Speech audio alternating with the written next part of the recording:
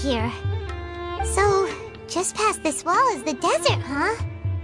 Oh, wow. Paimon remembers hearing people call this the Wall of Samiel. It's made to block sandstorms from the outside. Oh, if it's this tall, it's gotta be the divine work of Greater Lord Rukkhadevata, right?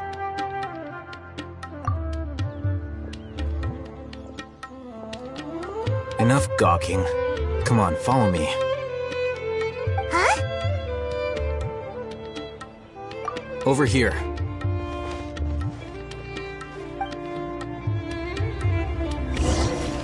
Oh, Haytham went that way! Let's hurry up and follow him.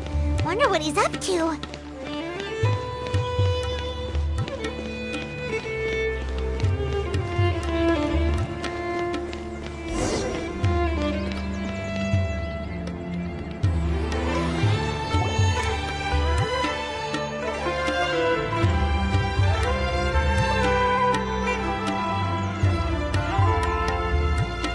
What the...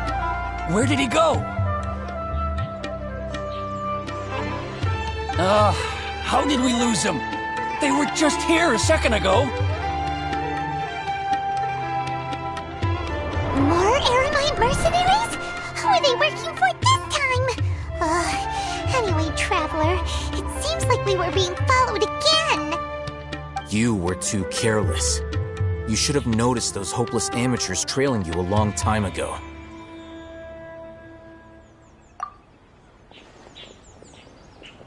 There's no need to thank me. I've never cared to keep track of personal favors. All I did was correct a mistake I happened to come across.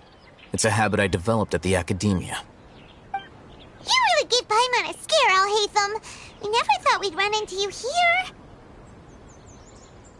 Last time we met at Port Ormos, didn't you say you were going back to the academia? Wait, don't tell Paimon that you're here to take us back on their orders! Oh, so you've already landed yourselves on the academia's hit list. I can't say that I didn't expect it.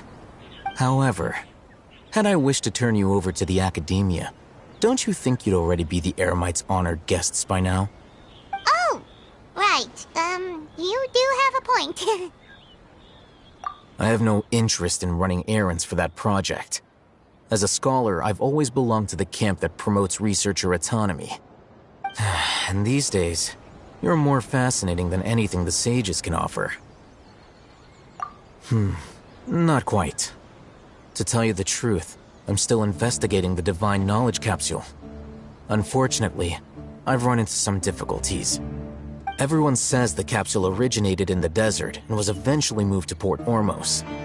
If I am to get to the bottom of this, I must understand how the capsule first came to be. Which brings me back to you, and why you're so interesting.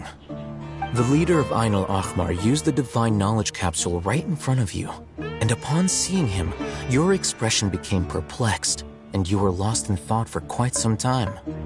To have that kind of reaction, I think you must have realized something. Are you interested at all in sharing what you've been hiding from me?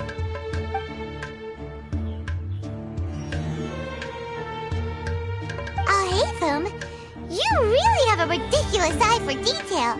What kind of person even notices or remembers stuff like that? So that's your answer. Well, I do work for the academia after all. So considering that, it is indeed wise to keep your cards close to your chest. But that does prove you do have some undisclosed information about the Divine Knowledge Capsule. Am I right? No matter. Rather than simply learning the answers from you, I'd still prefer to investigate on my own. Speaking of, you two are also headed to the desert? That's right! We have the same plan as you! But we don't really have any concrete goals at the moment. Then I'd suggest starting with Aru Village. It's the largest settlement in the desert, so it'll probably have more resources and intel than anywhere else. Well, would you like to head there together? It's always better to travel with someone you know. Let's go!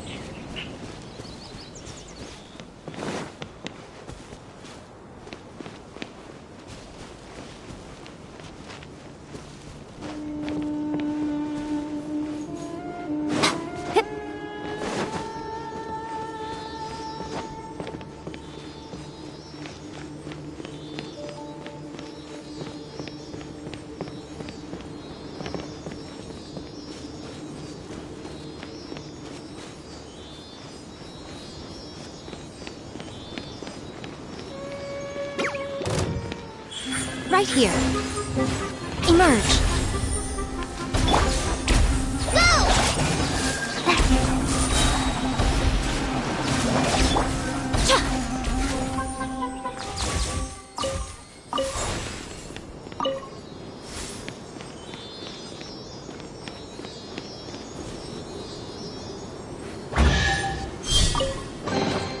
Don't tell me that's everything.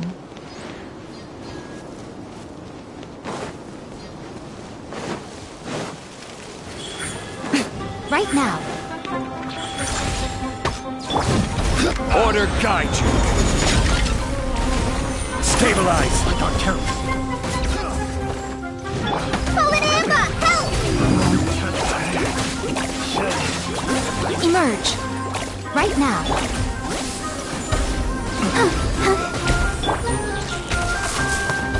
That picked the wrong test subject.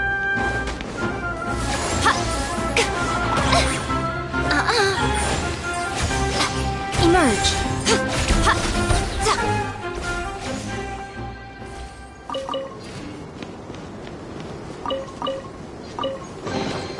Well, what do we have here?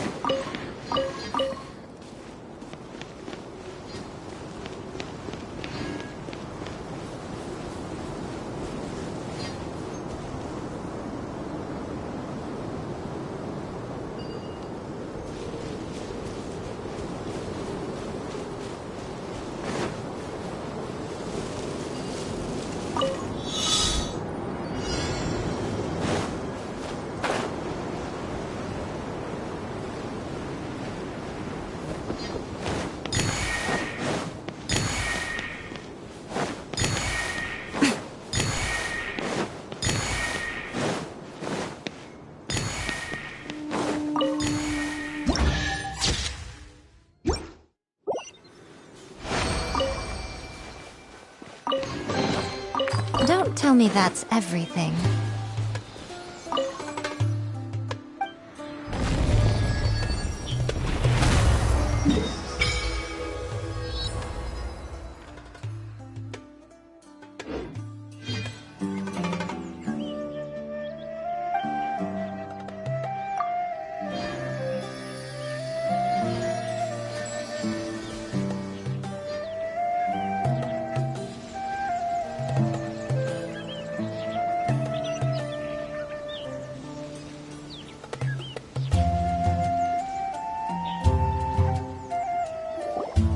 Before us lies Aru Village, the safe haven of the desert folk.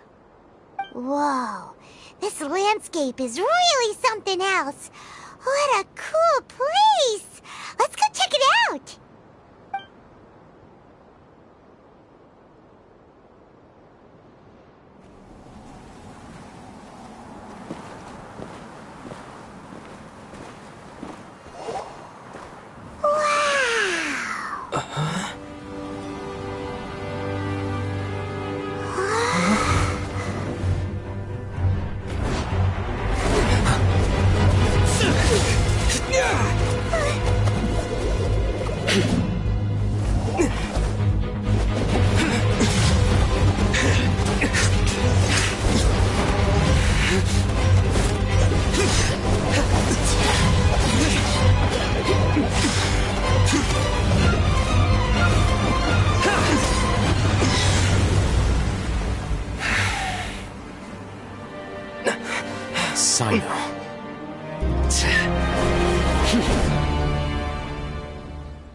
Unless my memory fails me, we have barely spoken 2 words to each other before now at the Academia. Would you care to enlighten me as to when and how I invited the General Mahamatra's wrath? Oh, Hatham. Do not think you can escape my judgment, just because you managed to escape my attack. Judgment? So that's how you'd characterize your actions here, is it? Or would elimination perhaps be a more accurate description? Had I used my full strength, not even this traveler would have been able to stop me. Though styled like an assassination, I sought only to ensure that my target would be unable to flee or resist. Standard practice for the Matra, as well you know.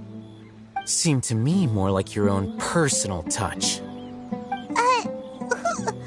Who is that, Alhaitham? Did you call him General Mahamatra? Yes. General Mahamatra Sino, head of all the Matra at the Academia. He's a formidable hunter, and the ultimate nightmare for any who have committed academic crimes. You seem to have placed a lot of trust in Alhaitham, to the point of blocking an attack for him. If I were you, I'd never choose to side with him. I wouldn't believe a single word that comes out of his mouth. I have been pursuing this scribe for a long time. I urge you, stand back and do not seek to defend him any longer. Otherwise, there will be consequences. Has Alhaitham done something wrong? Paimon doesn't think he's as bad as you've made him out to be. I won't waste my breath explaining things. Alhaitham, I saw it during our fight. Take it out. The divine knowledge capsule you're hiding on your person. Unless you want me to retrieve it for myself. Very perceptive of you. Nothing escapes a Matra's senses. Wait, the divine knowledge capsule? Didn't it fall into the Matra's hands in Port Ormos? No wonder you speak with such confidence, Sino. But I must admit, I'm very curious.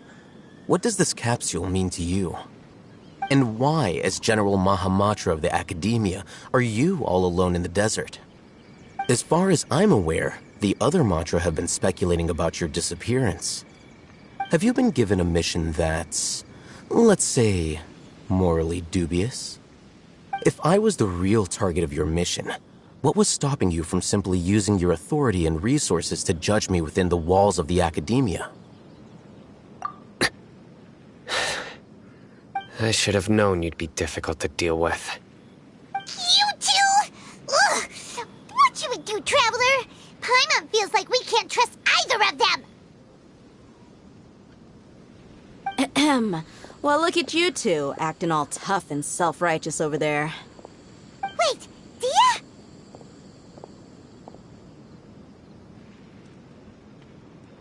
Great! Finally, someone that we can trust! You gotta help us out here, otherwise these two are gonna start fighting again! Yeah, sure looks that way. Two giants from the Academia duking it out once and for all. Not something you get to see every day, that's for sure. Listen, I know you academic types love to fill up your big brains with self-righteous morality and lord your empty rules and virtues over each other. But how dare you bring your petty disputes into the safe haven of Aru Village? It seems like someone's gonna have to beat some sense into your thick skulls until you finally learn to respect these grounds.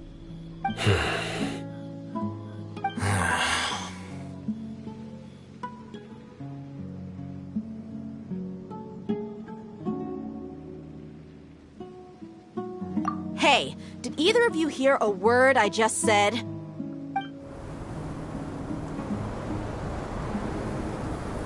Whoa, what's going on? The wind's so strong! Is this a sandstorm? Paimon's gonna get blown away! Another sandstorm? What's up with these recently? Hey! All of you, over here, quickly! We have to take cover! Someone's calling for us! Oh, this wind is too strong! Let's get over there! That sounded like Candace. Come on, you two. Jeez, are all of you Academia folks such hard work? Move it! All right, stop yelling.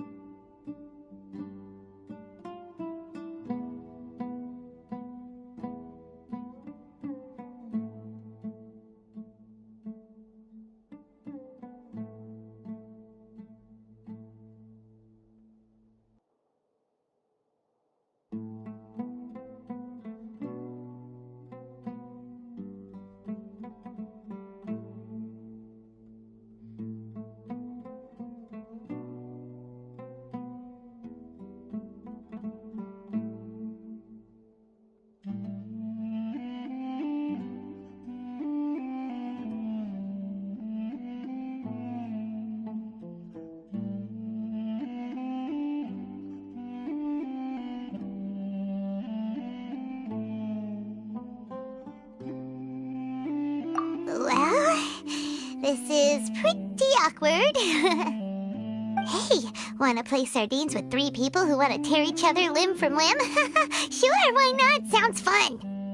The air is so thick and heavy. Paimon can hardly keep floating anymore. My sincere apologies, everyone. This is the home of our village chief. I will have to ask you to make do with this small room until the sandstorm dies down. Please, let me introduce myself. I am Candace, protector of Aru Village. Our savior has come at last! Nice to meet you, Candace. The name's Paimon. Thank you so much for helping us. There's no need to thank me. It's only right to help each other when the weather gets rough.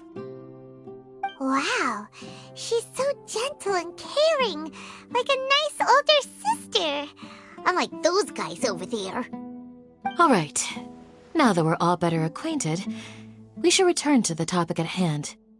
As a guardian charged with the responsibility to protect my fellow villagers from harm, I was observing your conflict from afar, even before the sandstorm started.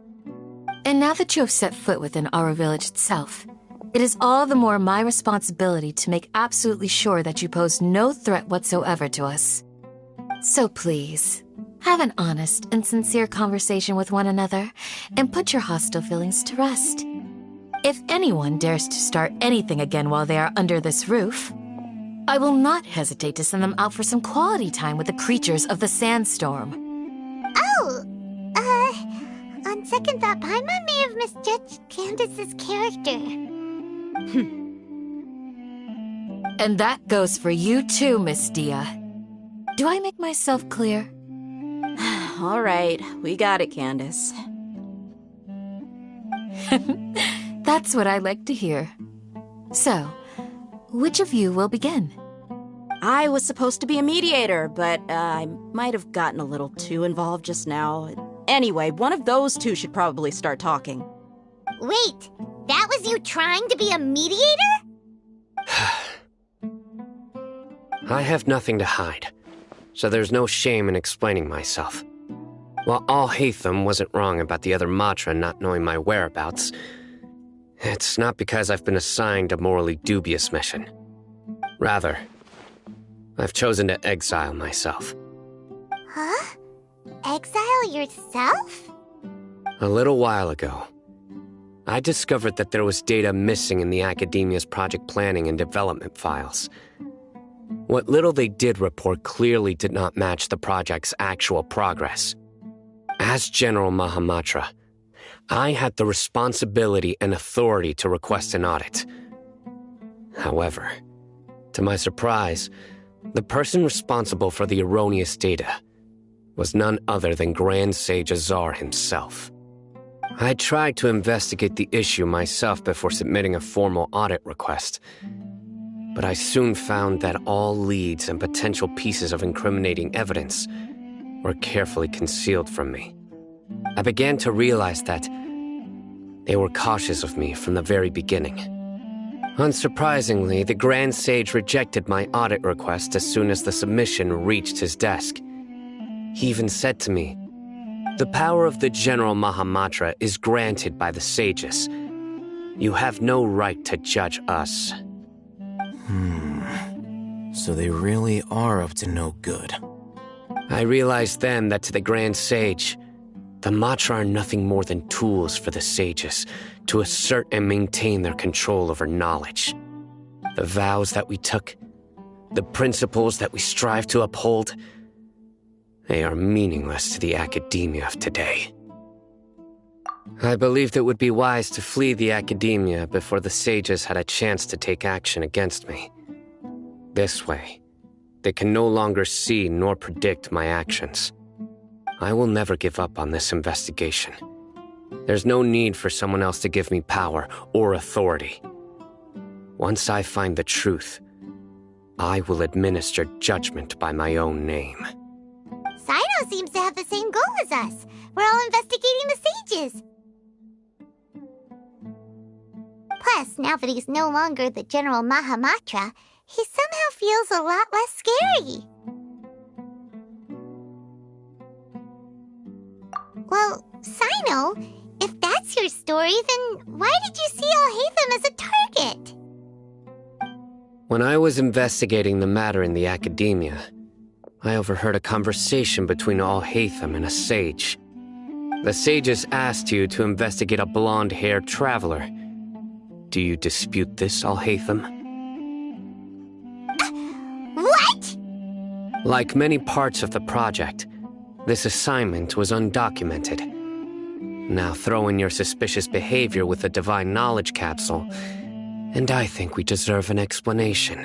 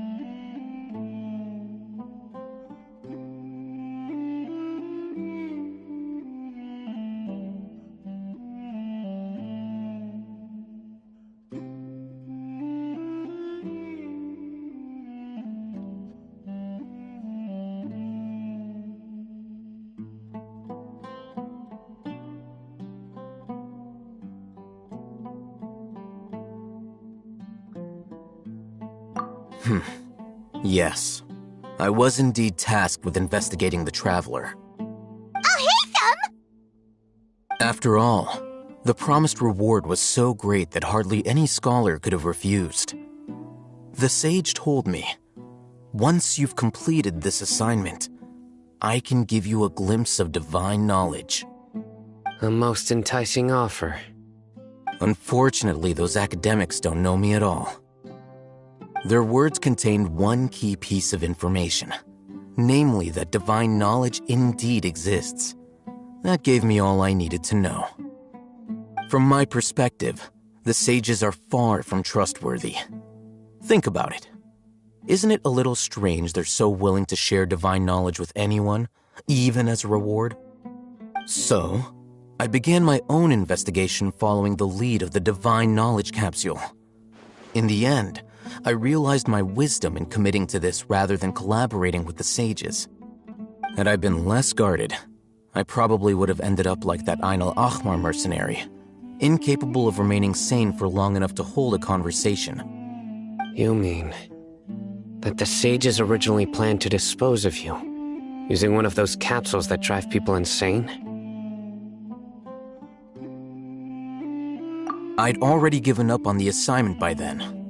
I only told the Academia I was waiting in Port Ormos for you to appear so they wouldn't suspect anything. So it came as quite a surprise when I encountered my erstwhile target while investigating the divine knowledge capsule. Criminals do love to talk about coincidences. Even though I ran into the Traveler by chance, I had no intention of providing assistance to the Academia. Also, you should remember, you were the ones who decided to follow me and strike up a conversation after I left that tavern.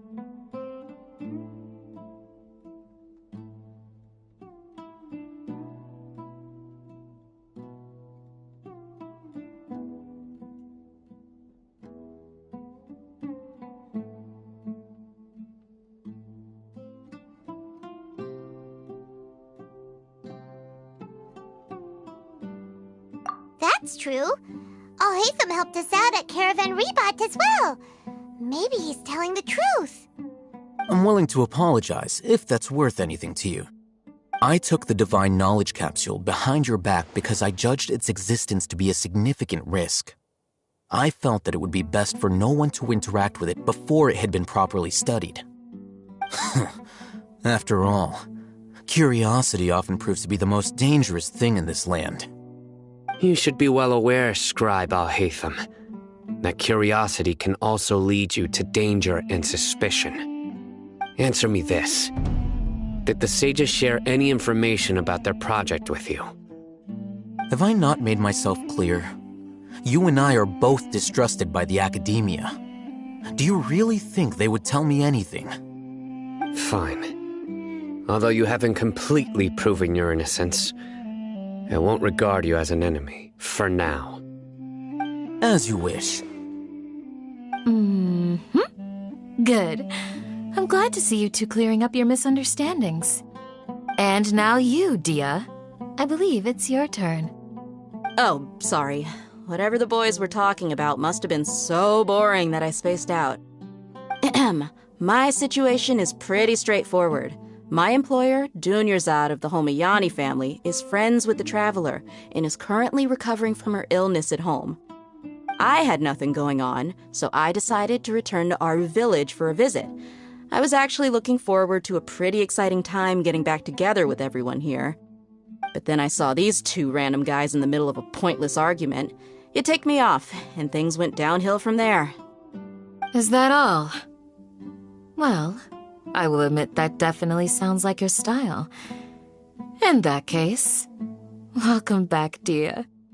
That's more like it. I missed you all so much, Candace. Whoa! What was that sound? No need to worry.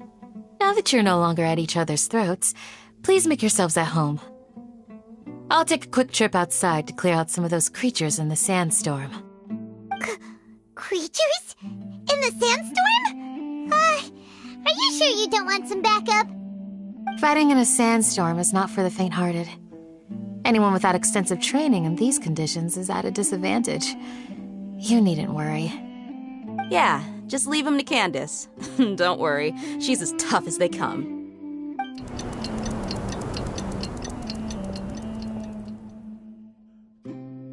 The wind's died down. That means the sandstorm's over, right? Candace still isn't back yet, though. Is she alright? Maybe we should go out and check on her. When you put it that way, even I'm starting to feel a little worried.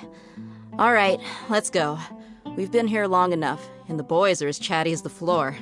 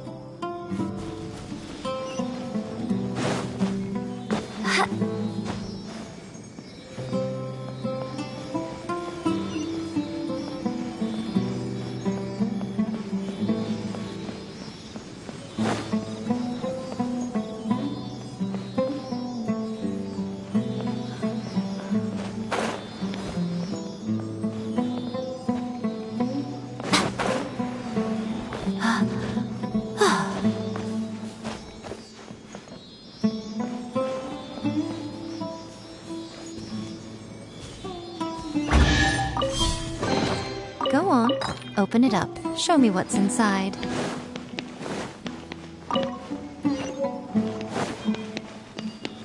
I'm getting old.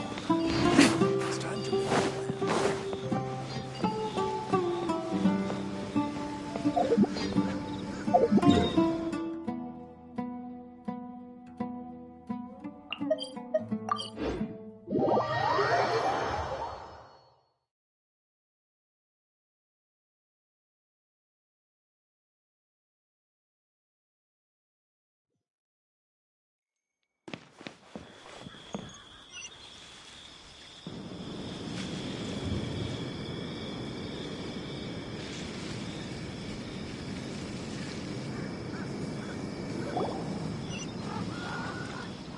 Whew. Candace, you're still fighting? You've been out here dealing with these creatures the entire time? Yes. They just keep coming in waves. I've lost count of how many I've defeated. Before I realized it, even the sandstorm had stopped. Ah! Here comes another wave! Leave this round to us. I got interrupted earlier, but now I have something to take my anger out on. It's been quite a while since I've seen the Flame Main in action. I'll leave these to you then. I'll be sure to put on a good show. Let's go!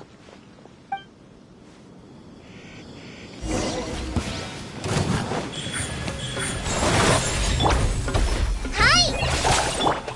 This is order. A sight to behold. Right here, right now, right here.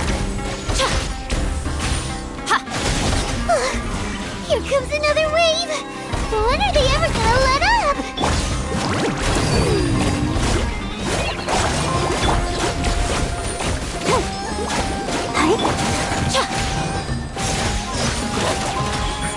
Emerge, right now. La, la, la, la. Let's dance. Go! Go!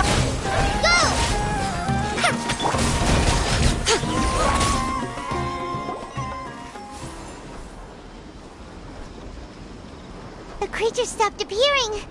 Was that the last of them? What we fought just now was probably the aftermath of the sandstorm. So we should be safe for the time being. Well fought, everyone. No injuries, I hope. Huh? Who are you? Ah, my apologies. I haven't had a chance to greet you yet. I had my hands full taking care of the village's elderly and children. I am the chief of Aru Village. Everyone usually calls me Uncle Anpu. Sir, I am also originally from the desert, but I have not been back for some time now. May I ask if such sandstorms are common? I can't say they've always been common, but recently the storms have become increasingly severe and frequent. Besides sandstorms, we also occasionally get earthquakes. According to an investigator who stayed in the village a while ago, these unusual natural phenomena are related to the withering of Irminsul. Another effect of Irminsul's withering. So, Irminsul's withering causes withering zones in the forest, and sandstorms and earthquakes here in the desert? Everything in the natural world is inextricably connected to Irminsul. These regional symptoms can indeed be a reflection of Irminsul's present state. Everyone in Aru Village needs to take good care of themselves. Speaking of which, why haven't I seen a single village keeper since I got here? Village keeper? Who are they? Village guards like Candace? Does your curiosity know no bounds? Village Keeper is how Aru Village refers to mad scholars exiled here by the academia. Most of them are scholars who lost their sanity after a period of training in the Avidia forest. The academia believes that their crazed mutterings may have a negative effect on the psyches of other scholars. So, they're forcibly exiled to the desert. Though if you ask me, it's all a boatload of nonsense. Alas, that's exactly what we've been trying to investigate. One by one, the village keepers have been mysteriously disappearing without a trace. But no one in the village has ever seen them leave. If you're planning to stay around the village for the next few days, I'd appreciate it if you could keep an eye out for them. I've had encounters with those people in the past. I'll see what I can do to help. The Matra are the ones responsible for their exile. Now that you're no longer with them, are you trying to alleviate your guilt and atone for your past sins? I'm fascinated by how you think. Mock me if you will, but if you are guilty, I will eliminate you, regardless of my position or identity. Oh, you're the former General Mahamatra. You must be an expert in these kinds of investigations. Thank you for your help.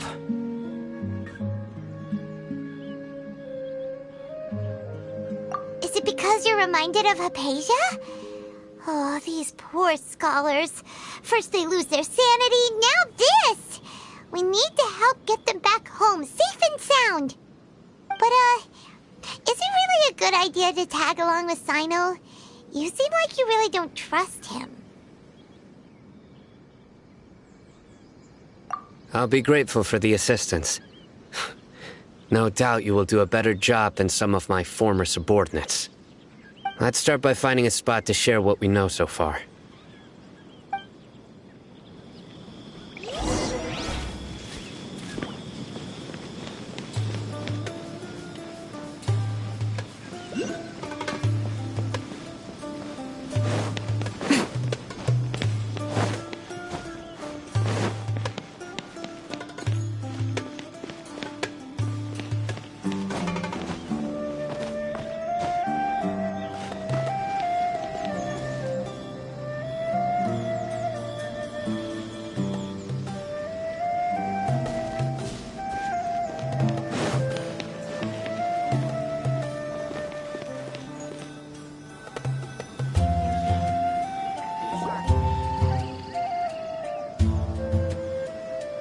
Although I've sent myself into exile, I'm still doing essentially the same things as before.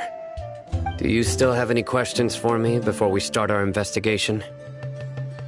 One of my former subordinates told me that this title has its origins in a strange incident. The Academia has long exiled mad scholars to Aru Village. A mysterious phenomenon exists here.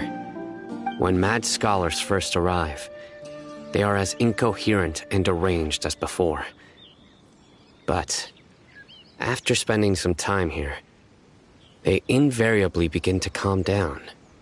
Initially, the people of Aru Village greatly resented having to take in the mad scholars. But a strange incident one night changed that. Aru Village was struck by the strongest earthquake in living memory. Seeing buildings on the verge of collapse all around him, the then chief of the village was preparing to take everyone to safety. Suddenly, he noticed a mad scholar crouching in a corner, caressing the ground with his hands. A soft, green light radiated from him, like a divine glow against the backdrop of night. Despite the powerful tremors that ripped through the ground that night, all the houses remained upright, almost as if they had grown roots reaching deep into the ground. In the end, not a single building collapsed, and no one was hurt. After that, the people of Aru Village treated the mad scholars with greater kindness, and began to refer to them as the village keepers. A soft green light? A mad scholar protecting Aru Village? What do you make? Paimon thinks so too.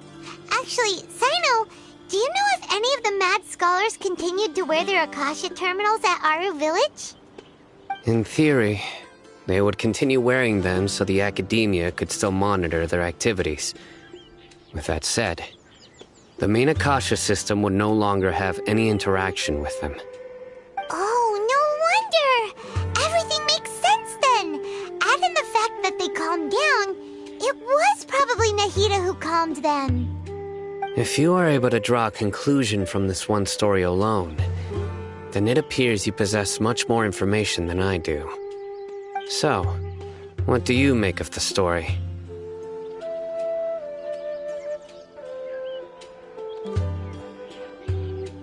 Really? Lesser Lord Kusanali. What? You don't believe us? Lesser Lord Kusanali was definitely using the Akasha to give her power to the mad scholars! No, it's not so much that I don't believe you. I'm just struck by your reasoning. Lesser Lord Kusanali, the current Dendro Archon. Is she really active in Sumeru? The Academia has always placed far greater importance on the late Greater Lord Rukkhadevata. They've more or less ignored Lesser Lord Kusanali, and I've never had any reason to doubt their views. In addition, I've never heard any stories about Lesser Lord Kusanali and her deeds. To me, she might as well have been a god that never existed. No way! Nahida definitely exists! She's a... How should Paimon put it? She's a good Archon who's kind and wise, even if she says weird stuff sometimes. I've spent many years interrogating criminals, so I can easily tell when someone is lying. Good! Then you should know that we're telling the truth! That look in your eyes. I've never seen that from a liar. You two really must have met Lesser Lord Kusanali. How can this be? To think, our Archon has been amongst us this entire time. Alright, now it's our turn to put our skills to good use for this investigation. But easier said than done, especially since we don't have any leads. Maybe we can start by knocking on some doors. Excuse me, are you here to help me find my grandpa? Huh? Who are you? By the sounds of it, a resident of this village. My name is Isak. You'll help me find my grandpa, right? Is your grandpa a mad scholar? Hey, don't say that. Grandpa is just Grandpa. Why do you have to call him that? It's not like he's a bad person or anything. The person you're referring to is not a local. Yet you are. Why do you call him Grandpa? Grandpa is just Grandpa. He's my family. I heard everything you said to the village chief. Please, you gotta take me with you. I want to find my grandpa. I swear I'll help. I won't be a nuisance. Ah, so you're the one who was eavesdropping on us around the village chief's house. I was planning to go out and take care of whoever it was, but I had a vague feeling that they didn't harbor any ill intent. Whoa. Hatham wasn't kidding about Matra having sharp senses. Sino, he's just a kid. All he wants is to find his grandpa. Let's find a way to help him. Sorry. I was only listening in because I wanted to know where Grandpa went. Honest. If you don't believe me, you can ask Miss Candace.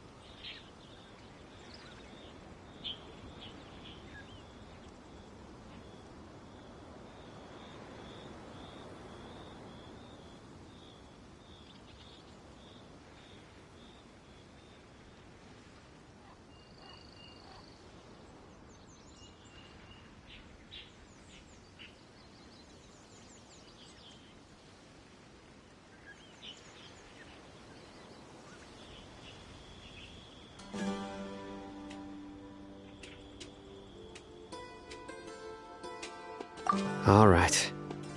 But first, let's confirm the facts with Candace.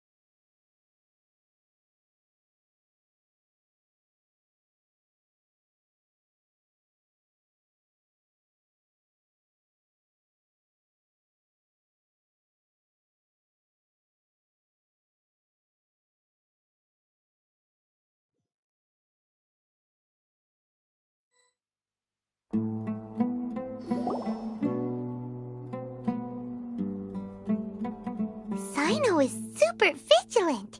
Is this what all the Matra are like? Ah, you're back already.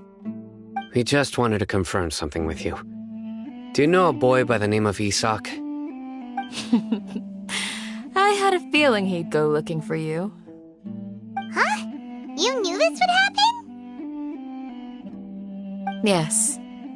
Although he tried his best to stay hidden, I still noticed him eavesdropping outside the window. He really wants to get his grandfather back. Isak's parents were both Aramite mercenaries who rarely returned to the village after finding employment in the city. He was raised by his grandfather. Unfortunately, it was only a few years before his grandpa passed away. Isak was still very young at the time, so various families in the village took turns caring for him so he could survive. Later, an elderly mad scholar arrived at the village. Isak thought the scholar bore a striking resemblance to his grandfather, and thus often spied on the man. However, the scholar was unkempt in appearance and incoherent in speech. Although Isak referred to the man as his grandpa, he was afraid and didn't dare to approach him. One summer night, The oft mumbling and bumbling Grandpa suddenly calmed down and seemed to become more lucid. He even noticed Isak hiding in the distance. So Grandpa walked up to Isak and patted him on the head. He even took Isak to the entrance of the village, where he patiently taught the boy the names of the stars and accompanied Isak until he fell asleep. The next morning, Isak woke up and wanted to go find his grandpa again, only to realize his grandpa no longer recognized him. However, even so, Grandpa retained his calm expression. It's said that those who saw the scholar claimed he no longer appeared to be crazy, but appeared to be living in his own world, almost as if he were sleepwalking. Isak was thrilled that his grandpa was able to find peace and would follow him all the time, asking him things like, "Grandpa, want me to take you somewhere fun?" Or, "Grandpa, could you tell me stories about the stars again?" All this somehow just makes Paimon feel really sad. It seems like they both deserve so much better. Perhaps. Nearly everyone who lives in the desert has some form of hardship or regret. But even so, we must still continue on with our lives. It's also my reason for fighting. I must continue to protect this land.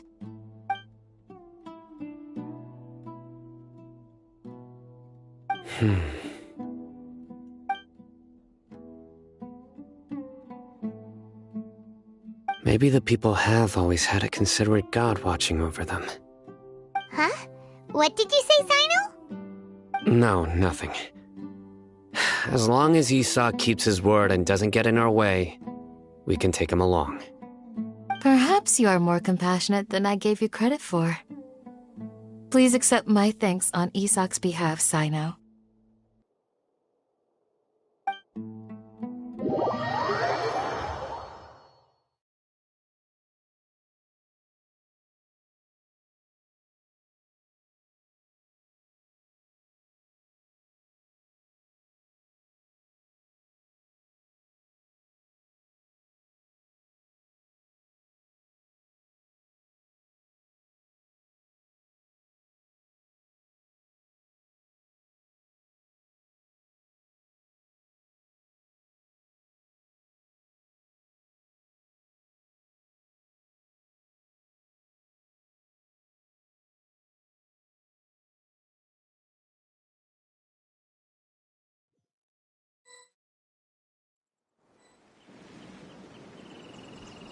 Hey, Isak!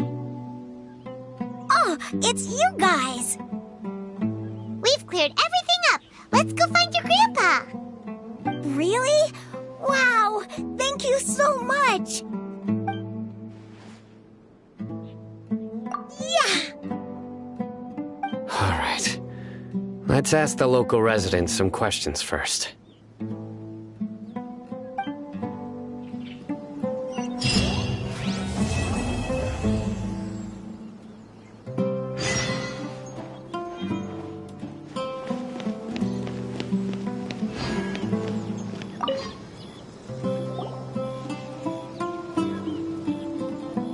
Excuse me, did you happen to see where the missing scholars went?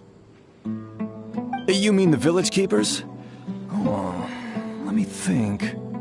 When I was eating dinner the other day, I saw one of them by the side of the road, muttering away and eating mushrooms and tree roots.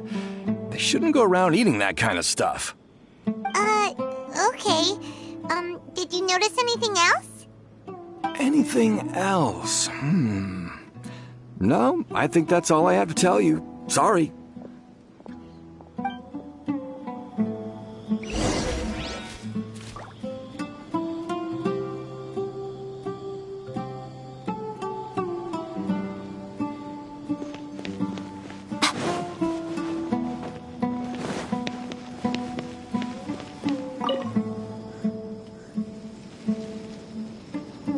The scholars that have gone missing. Have you seen them? Those eyes. Those fierce eyes. You look like a real fighter. Don't change the subject. Right. You were asking about the Mad Scholars. I think it's been a few days since I last saw them. I usually go to bed pretty early, so I'm not too familiar with what goes on at night. But honestly, I feel quite sympathetic towards them.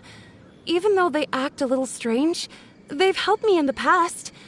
If it weren't for them, my house would have collapsed long ago. Do you also think Grandpa and the others are good people? Grandpa? Oh, hello there. It's little Isak.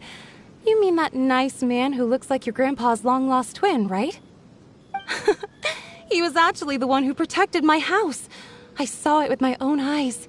He happened to be staying near my house that day and was doing something with his hands on the ground.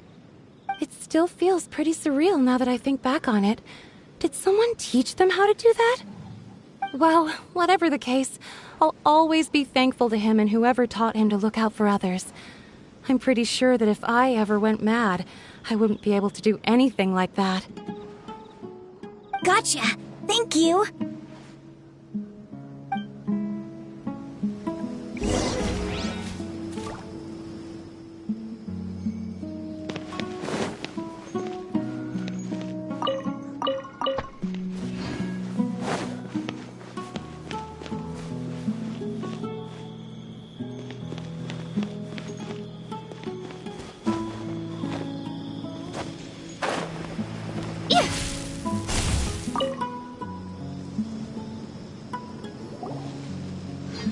Sir, have you seen my grandpa recently? You know, the one who likes to sit and space out near the village entrance. Oh, well, if it isn't Isak. Oh, your grandpa, huh?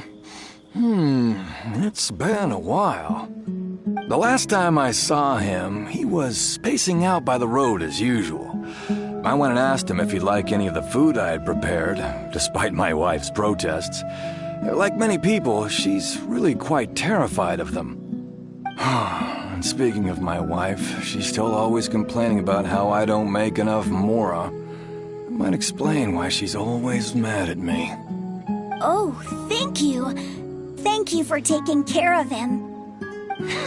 It was nothing. You're looking for him, right? Did he go for a walk and get lost? Yeah. Whew, that's no good. Well, once you found him, come by my place again and I'll cook a little something for the both of you. I've known you since you were very young, so as far as I'm concerned, you're family. Please feel free to come by anytime. Wow, what a nice guy! Okay, thank you, sir. Huh? Don't say anything for now. Isak, stay here. Let's head over there. Stay quiet as you move.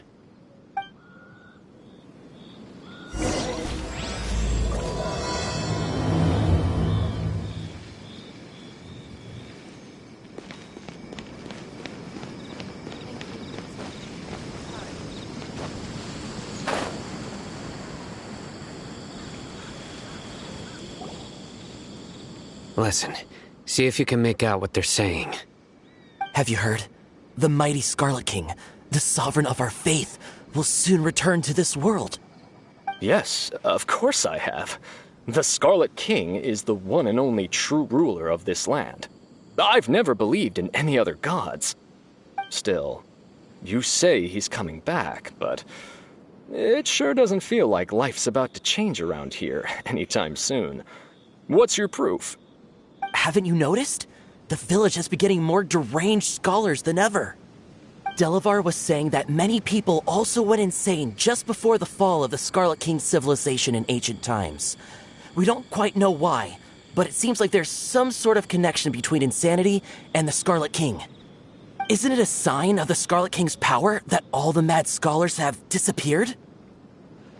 If you ask me, they must have been chosen as the final sacrifice for the Scarlet King's resurrection. Huh. Now that you say it, that does make some sense. Does this mean our lives are finally going to take a turn for the better? Exactly. Those city folks will get what's coming to them. Now, repeat everything you've just said from the very beginning. Huh? Who are you?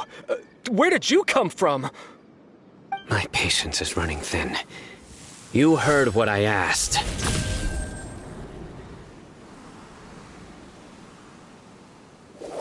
Yeah! Bro, this guy's something else. Just look at his eyes. One wrong move, and he's gonna flay us alive. Let's not get on his bad side, okay? I am no match for this guy. Oh, okay, good sir. What is it you would like to know? Tell me about the Scarlet King's resurrection. Well, I only know a few things from hearsay. I went for a drink the other day and heard others talking about a rumor that the madmen will disappear and that the Scarlet King will return to this land. I'm not making this up. I swear! Hey, go on. Keep talking. It's true. It's all true, sir. We desert folk have had more than enough of those people at the academia. They keep sending us all their mad scholars and won't let us have a good life. Would you want to live like this if you were in our place? The radicals were even more thrilled than me when they heard the news. We're all praying for the Scarlet King's speedy return. Delavar also said that once the Scarlet King returns to our side, it's only a matter of time before we conquer the land on the other side of the wall. They're all willing to serve under the Scarlet King and fight for a share of the glory.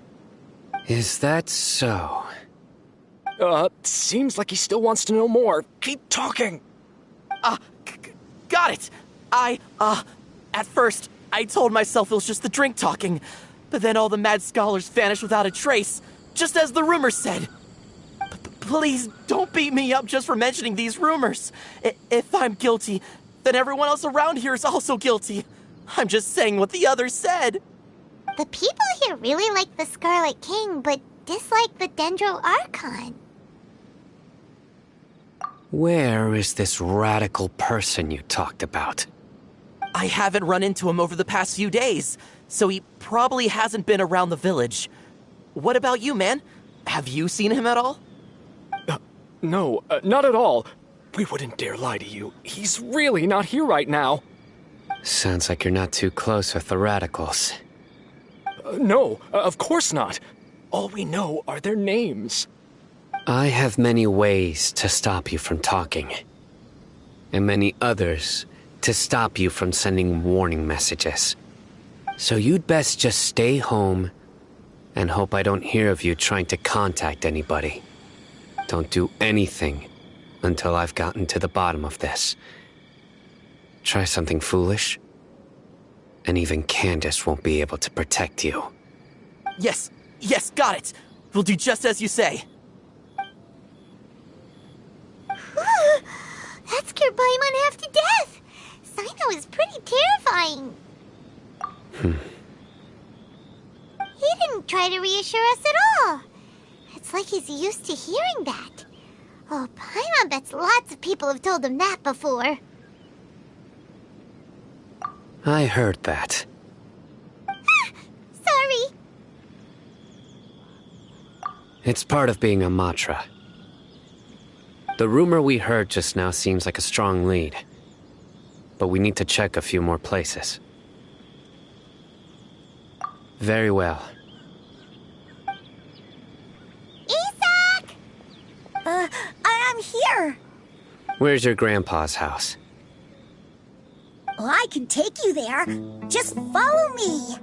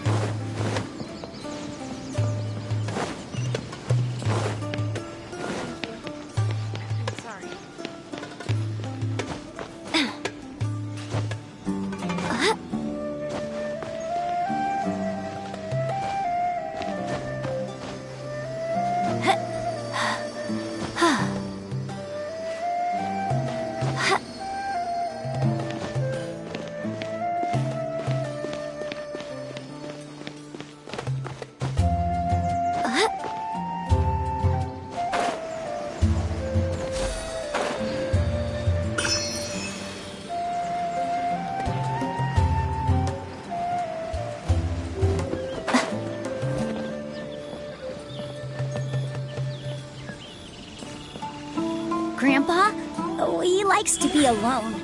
Sometimes he stares at the sky in a daze, and other times he just pokes at the ground with his fingers. Every now and then, he yells out at the top of his lungs, so a lot of people are really scared of him. But he's a good person, really. I know he is. I swear, he's just like my real grandpa.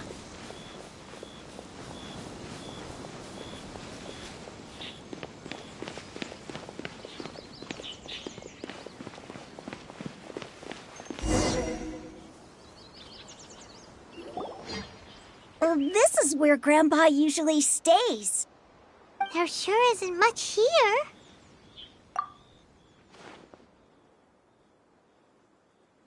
No. Incense? Please don't say it's the same one as before. But are you okay? Are you getting dizzy or need to lie down? There's a scent that you can sense, but I can't. A certain traveler here once passed out from that smell. Thankfully, Tainari saved the day. And then he gave us a long lecture to explain all about how it worked. So, you know Tainari? Huh? You know him too? Are you two friends? Yes. Now that I concentrate, I can also make out the scent of incense. Wait, surely Tainari didn't lecture you too? No, no need. Did you first encounter this scent at Tainari's house? In the forest. From a scholar.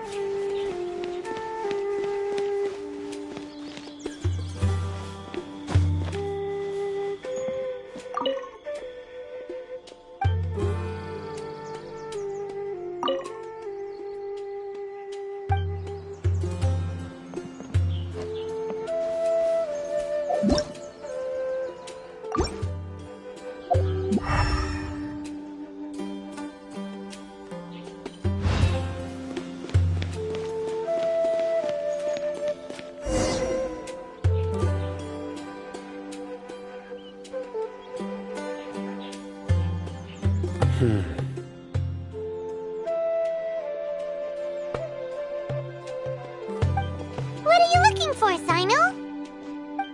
Here it is. Take a look right here. Paimon doesn't see anything. Although the traces have been completely buried in the sand, there are footprints here. From the size and shape, they belong to an adult male. This pattern is a common one from this area. Local shoes. This was probably someone from the village. The scent is quite faint, but still extant. The footprints head in the direction of the door. But who would come looking for Grandpa? He doesn't have any friends. We'd have to ask whoever lured him away with the incense. Huh? So you can lure someone away with just a scent? Hey! What's wrong with liking good food? Everyone's got something they love in life. Exactly. Most scholars are fond of incense, since the smell supposedly helps them clear their minds and discover new knowledge. Even deep within the clutches of madness, they still yearn for their knowledge-seeking days, and will follow the scent whenever it presents itself. No, Grandpa. So, someone's taking advantage of their weakness? Huh. Still, why would anyone want to abduct all the scholars?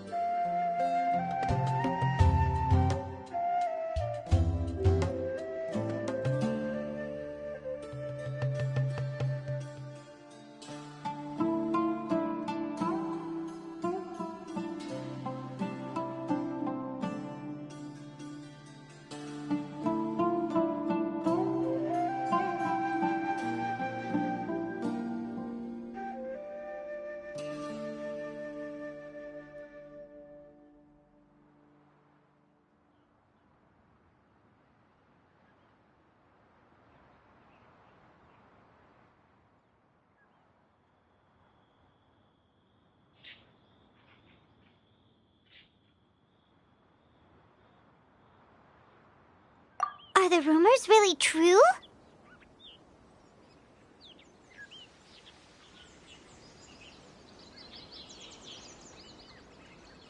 Could the disappearance of all the mad scholars have something to do with the radicals? It's highly likely. Please, you have to save my grandpa. Grandpa's never done anything wrong. Please help him. Sounds like we'd better help get him back. Don't you worry, Isak. We won't let whoever took him get away with it. Let's head to Aru Village and inform Candace and the others about what we learned here. After that, we'll set off to find the scholars.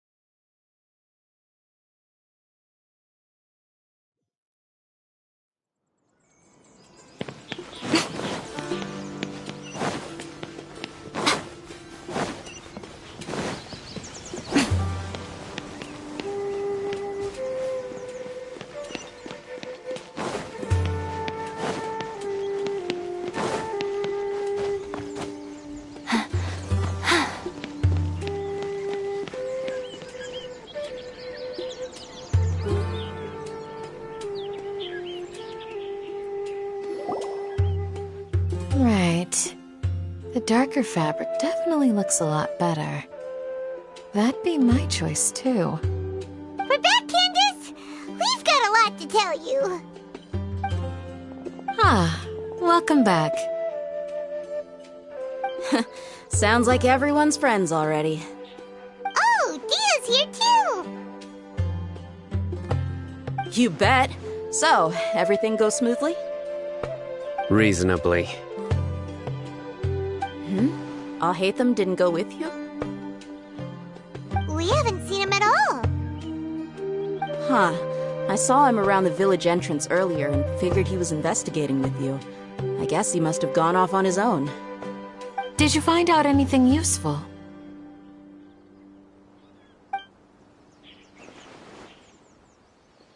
I see. So someone used a kind of incense to lead the exiled scholars away from the village.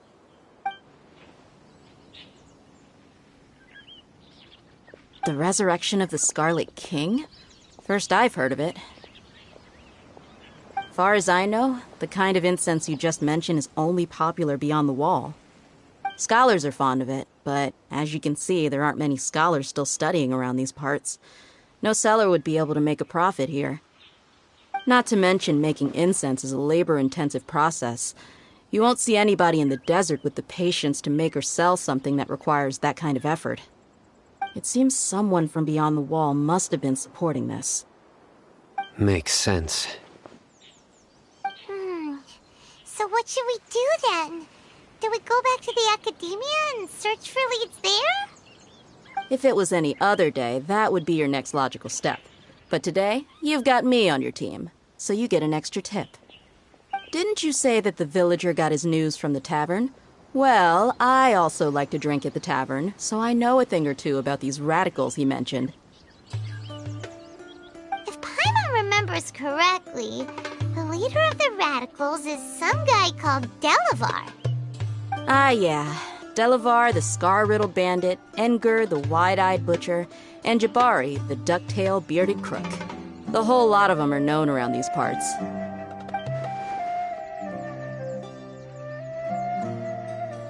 These guys have one thing in common, and that's being broke. The rougher life gets, the more they want to believe in the Scarlet King. Way they see it, the Scarlet King's resurrection is their only chance at overthrowing the academia.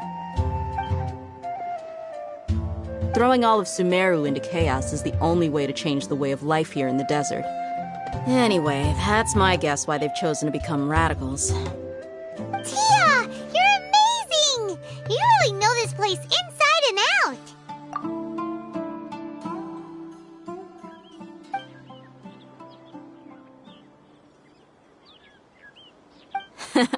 No merc can afford to slack off on gathering intelligence.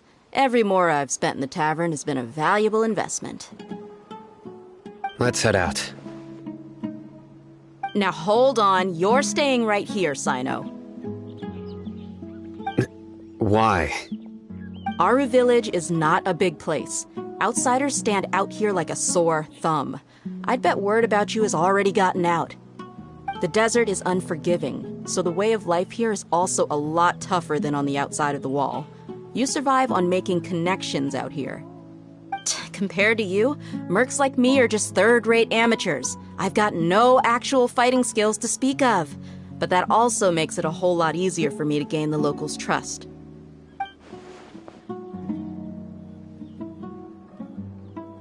I need to go around and ask some questions, but it'll be difficult if you're with me. Fine. Good. Then we've got a plan. The Traveler and Paimon will go to Caravan Rebot with me, and we'll try our best to figure out where the mad scholars have been taken. Sino, you'll have to stay in the village and continue investigating on your own. All right, sounds like a plan.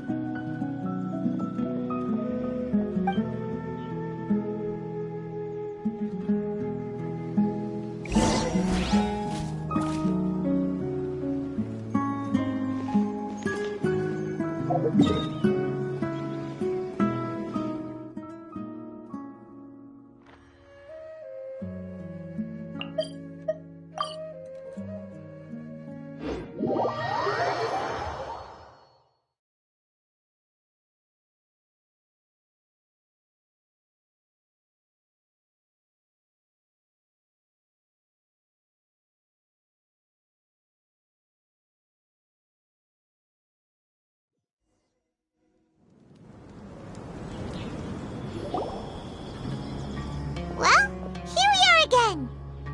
Sounds like you're starting to get familiar with the area. Paimon's amazed every time we see the wall of Samiel. How can a wall this tall even exist? It's almost unreal. I know what you mean. I had the same question every time I walked this way when I was a kid. Also, why is this high wall here? And can a wall really block sandstorms? It was only after I grew up that I realized the wall of Samiel isn't just there to keep out the sandstorms. It serves a more important purpose, keeping out people like us. Sumeru is run by wise and mighty sages. To them, us desert dwellers are nothing but tools that can be used and discarded at their whim. We're cheap labor, like livestock, but easier to control. Nothing more. Even if a child from the desert got the chance to obtain an Akasha terminal, almost all their requests for knowledge would be denied. The academia believes we're underserving. Geniuses like Sataria are 1 in a million. The other children never get a single chance to try and rewrite their fate, even though the academia knows very well that we're humans, just as they are. That's terrible. I would tear down this wall with my own hands if I could. Hey, Dia. You're not thinking about doing anything scary, are you? No, not at all. This place just gets me thinking, that's all. Besides, we're here to procure information, aren't we? Yep, we gotta catch those... Shh. Caravan Rebot is crawling with people, so be careful what you say. We don't want anyone to find out what we're here for. Our mission started the moment we arrived here. Let's go check out the tavern. Maybe we'll find someone I know.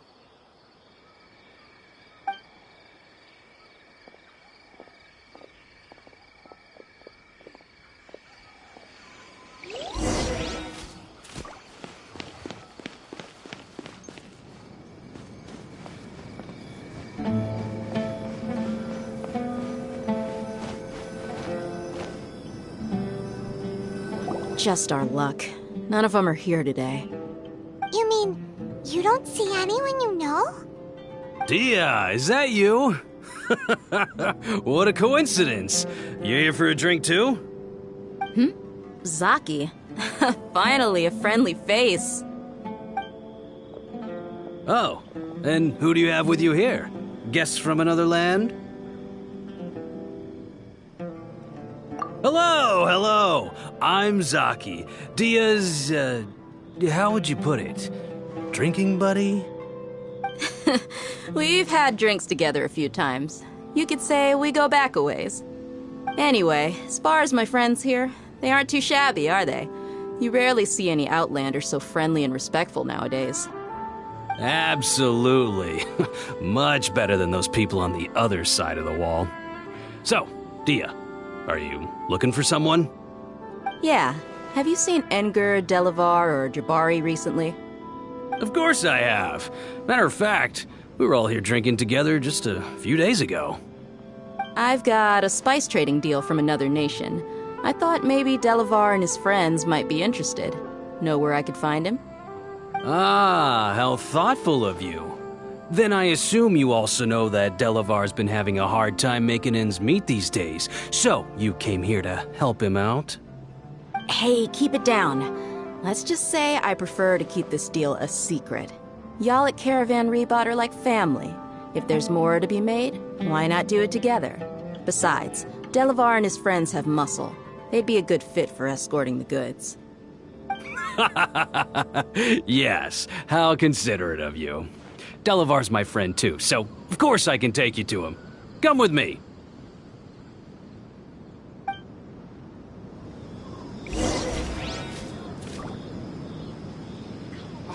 What? So he's not at the hotel today? Welcome, weary travelers. All who seek rest will find it here.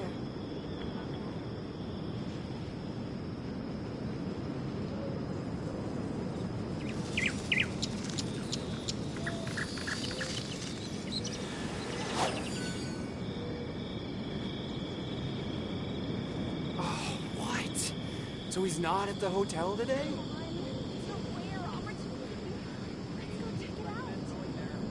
Welcome, weary travelers. All who seek rest will find it here.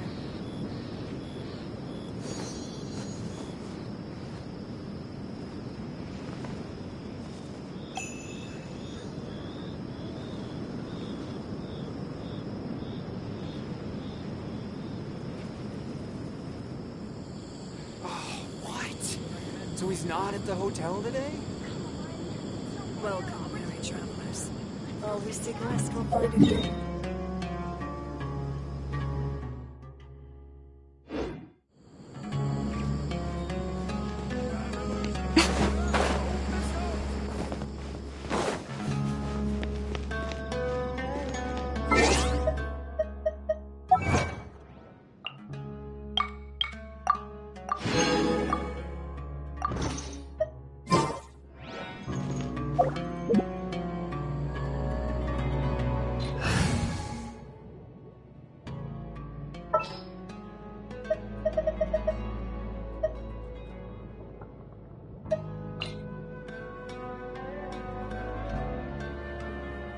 Our mission begins. I promise to keep you safe.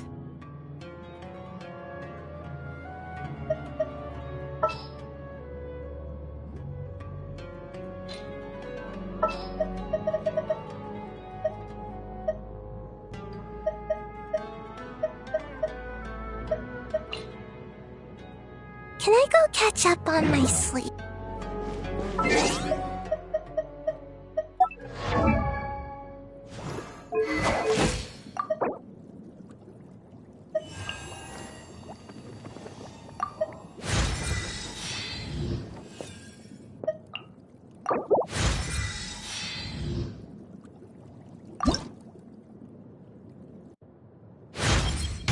I feel an...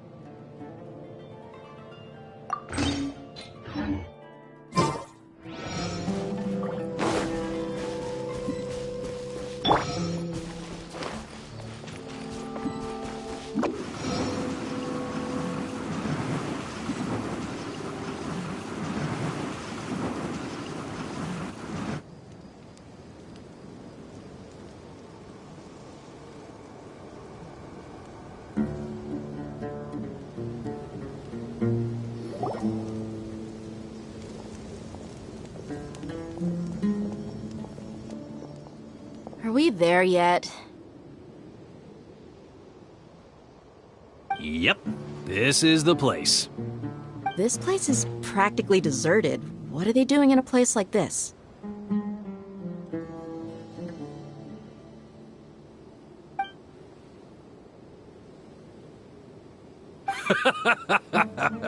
Why don't you take a guess? Go on, a wild stab in the dark. You're like lambs to the slaughter. Oh no! It's an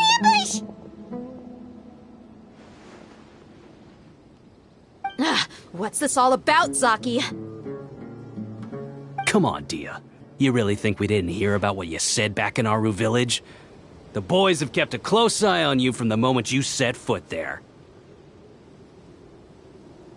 Not only do I know that you're looking for Delavar, I also know that you've teamed up with people from the Academia to look for the missing scholars. So, you've been watching us from the very beginning? Uh-oh. Paimon knew leaving Sino behind was a mistake! And you left the strongest one in the village, didn't you? Who do you think you are? You really thought we'd fall for your little business deal nonsense? So you and Delavar have been partners all along. Dia, I guess it's only natural for a traveling mercenary like you to be out of the loop.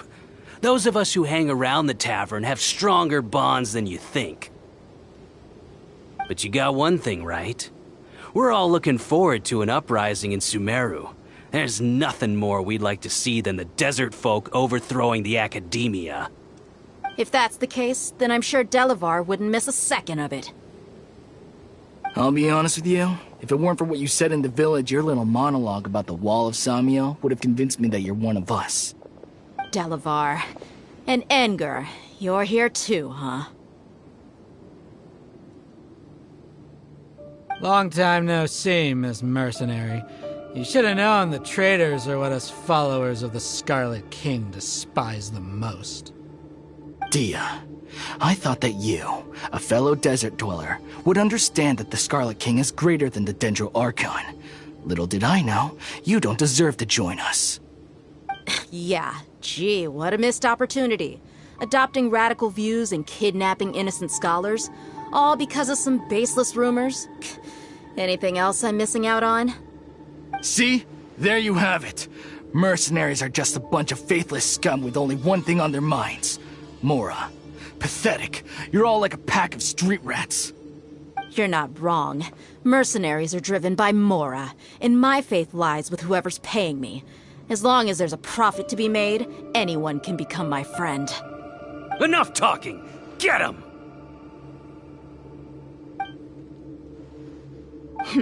Just as I expected. Let's teach him a lesson, traveler.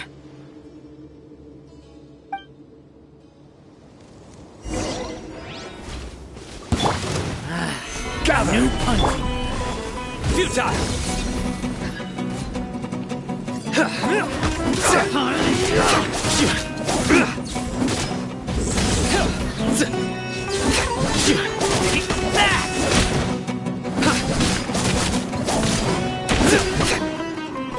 Surrender! You're open! Stabilize! Take that! You're exposed! You're open! I will have order! Gather! Take that! You're open! Take that! You're open! Too easy! You're open! Through me, justice is served! Guilty! Take that!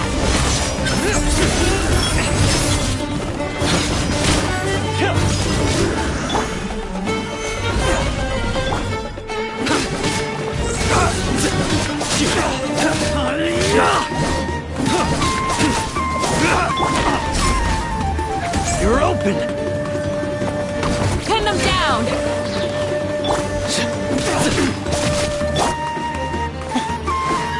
Grant us your blessing!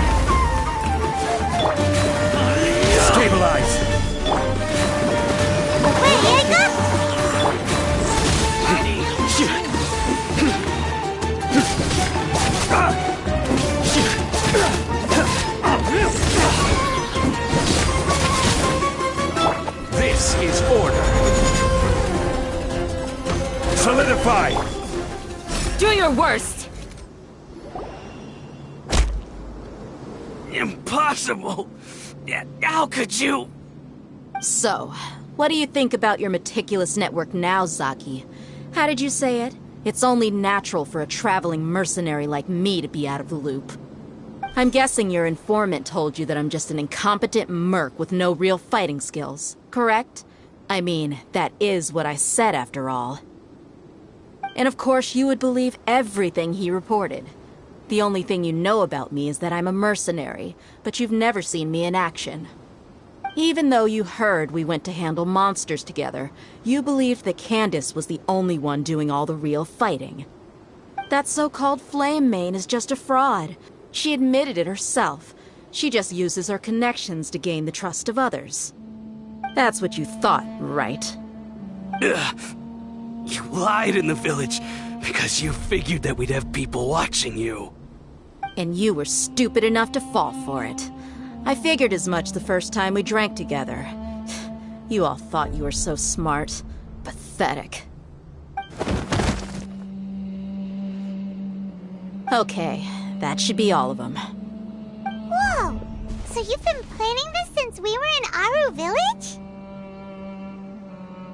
No task can be done without preparation. I just happened to notice a couple suspicious-looking people while you were out investigating.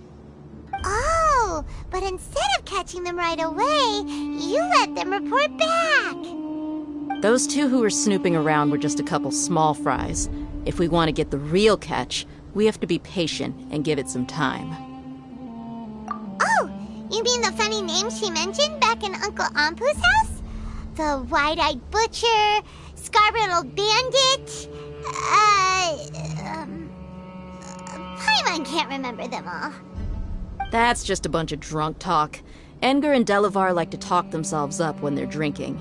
Edgar, the wide-eyed butcher, and Delavar, the scar-riddled bandit, are the nicknames they came up with for themselves.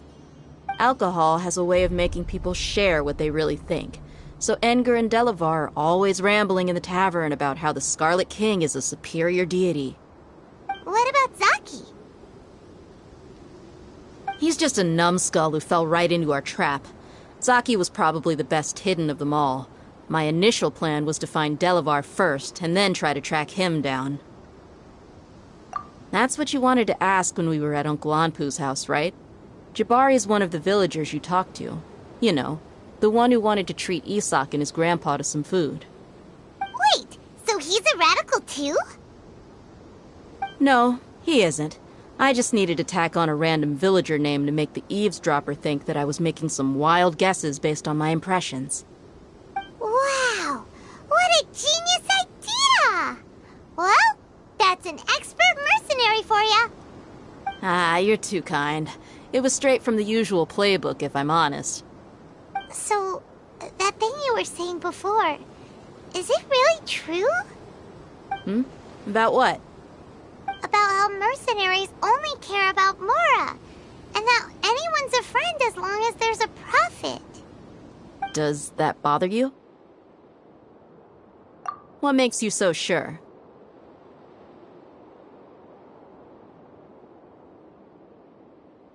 Dia,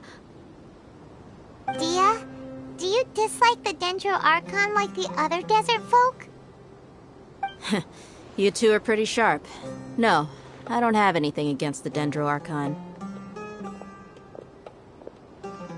I've heard a lot of nice things about the Lesser Lord from Dunyarzad.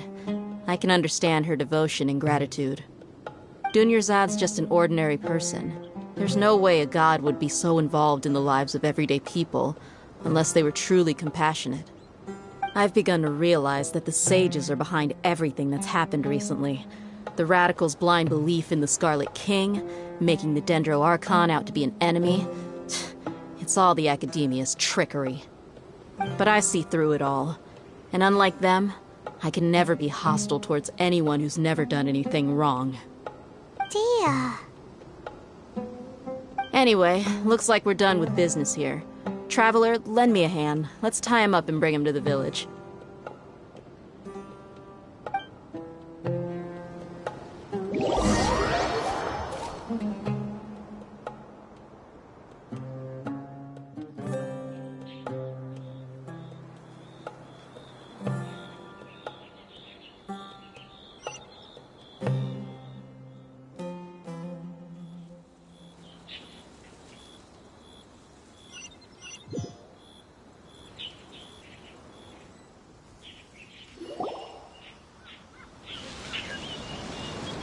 This should be all of them.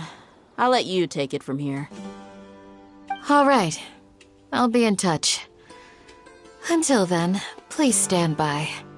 Candace, do you need any help? Candace will be okay on her own. I trust her, so you can too. She's been guarding Aru Village for quite some time now. If anyone is qualified to question the offenders, it's her. While I'm questioning them, why don't you pass some time by exploring the area? I'll meet you back here tomorrow morning, Traveler. As for these idiots, let's just hope they live to see another day.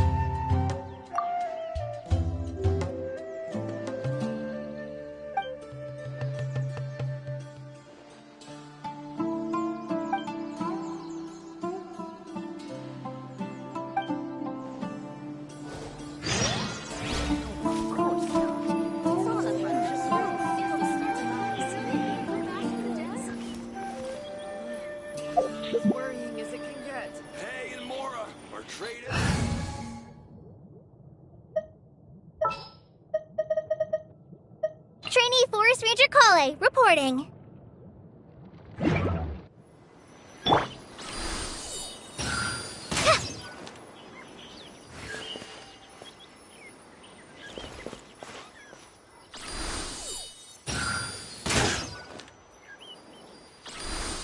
Oh, of course not. It's all a bunch of nonsense.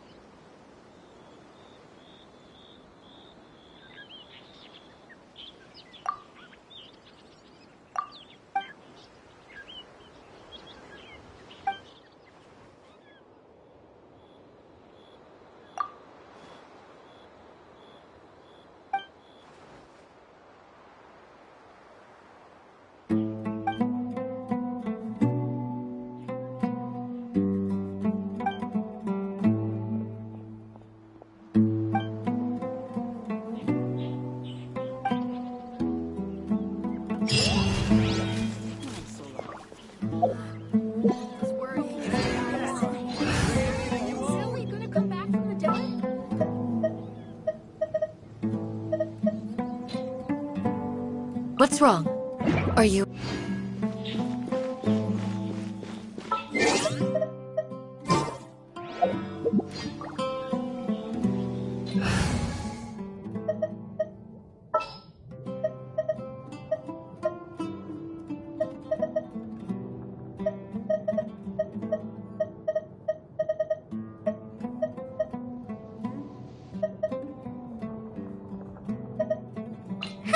Need my help as usual?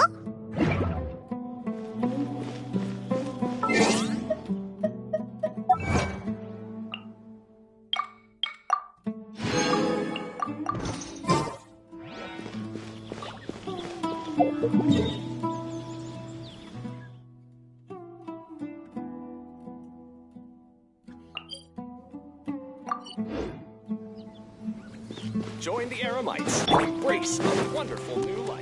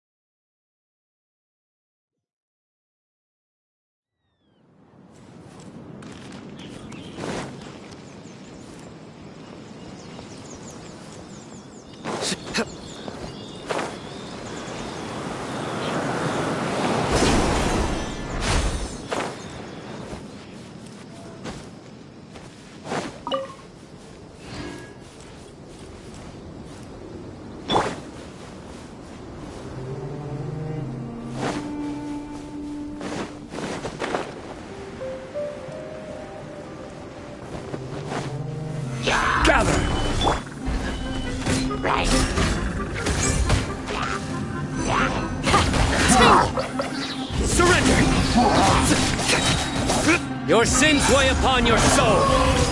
You stand condemned.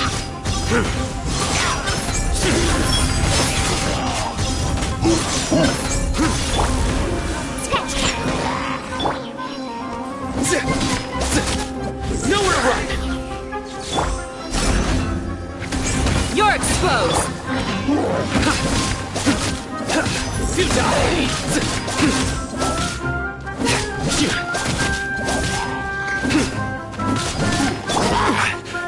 Stabilize!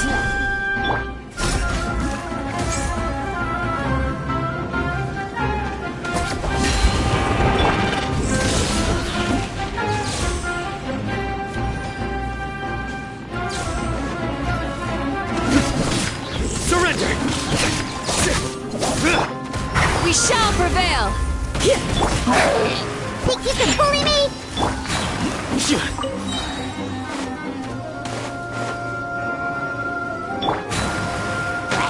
I will have order. Gather. Look at you, Foozhound.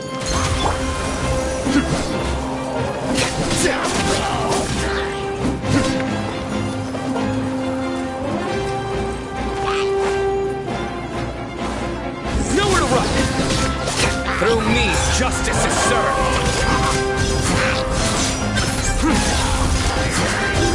Your penance is due.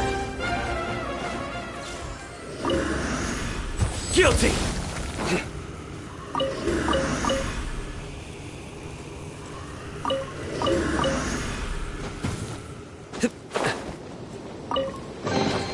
Wealth is the foundation on which civilization is built.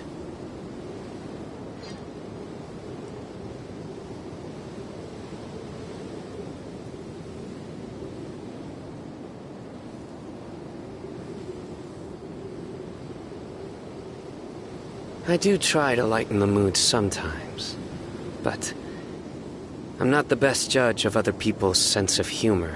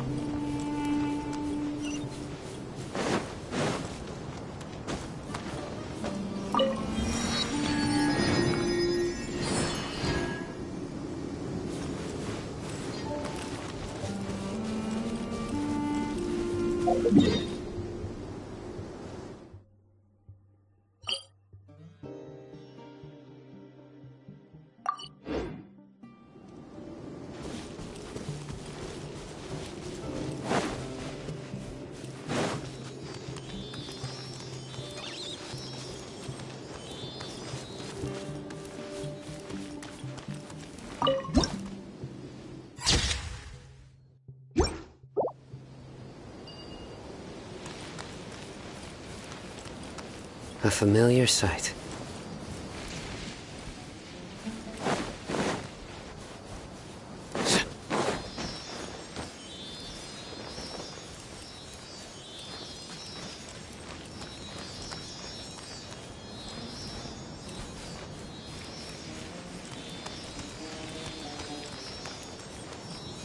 Sounds good to me.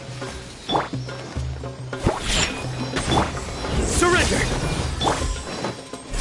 Take that! Futile!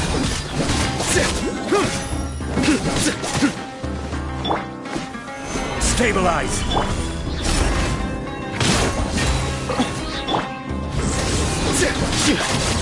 Take that!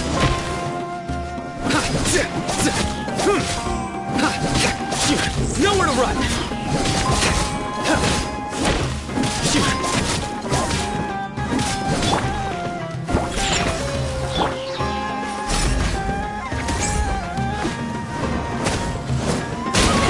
Tui! Surrender! Hear my prayer! Order guide you. Nowhere to run!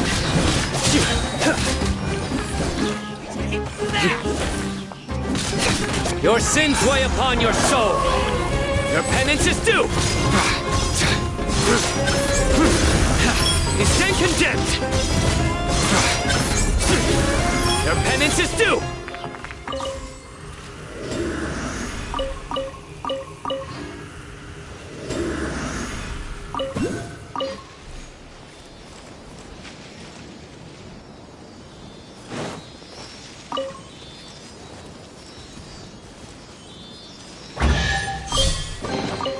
Wealth is the foundation on which civilization is built. That's close enough.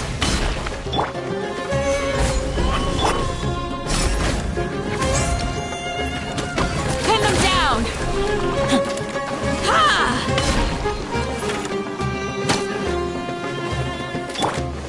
Futile!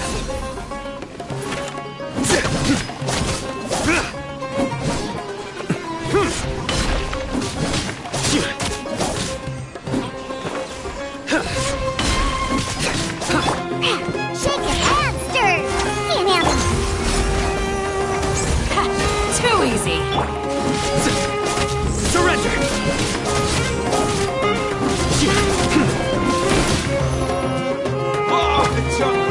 Solidify! You're exposed! Nowhere to run!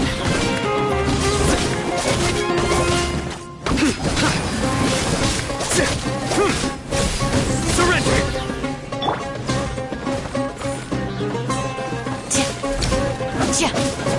Pin them down! Leave. Now! Nowhere to run! This is order.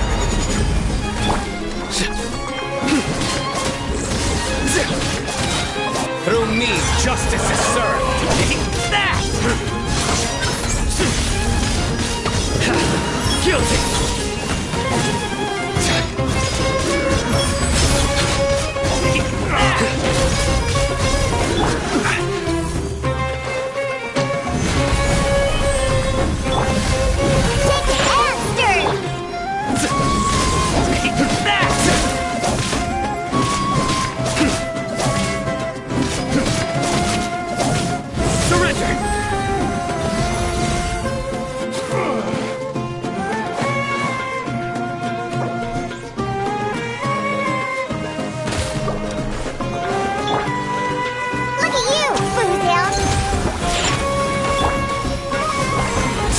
Stabilize!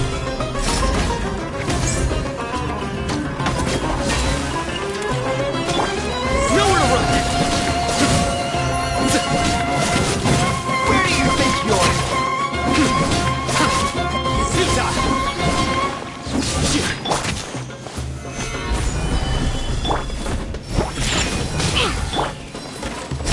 Flee! Surrender! Judgment is upon you!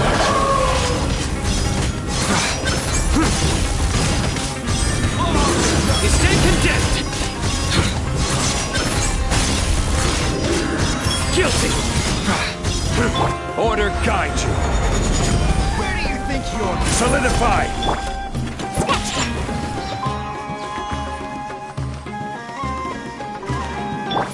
Nowhere to run! I'll be back.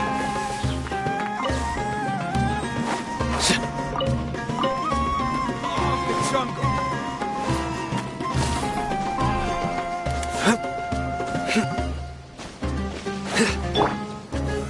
Gather!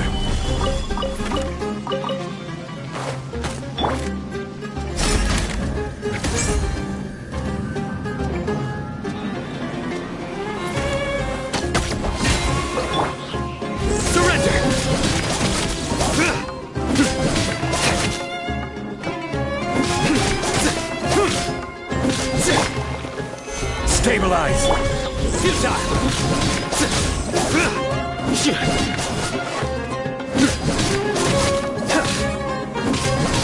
Nowhere to run!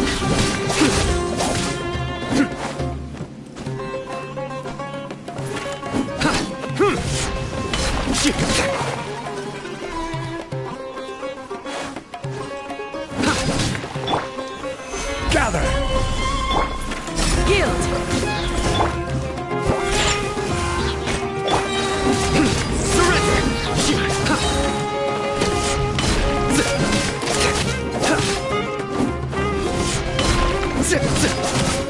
Your sins weigh upon your soul!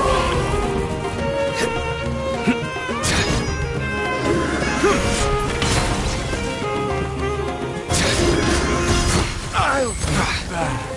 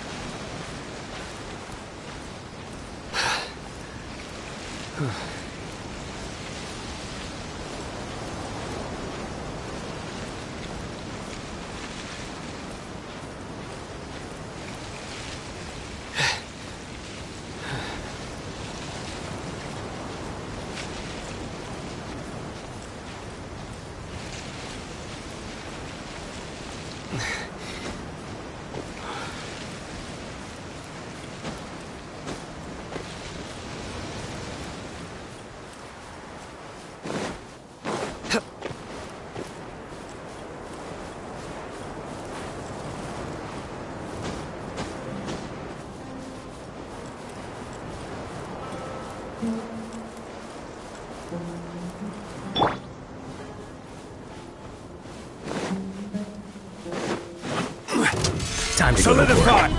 We shall prevail.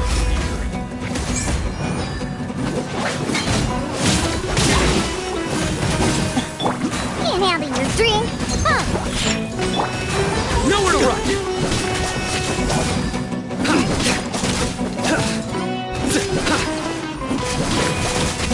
Surrender! This is order. Flee! Nowhere to run! Now you're testing my patience.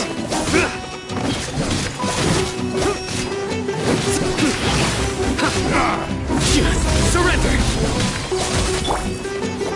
Gotcha!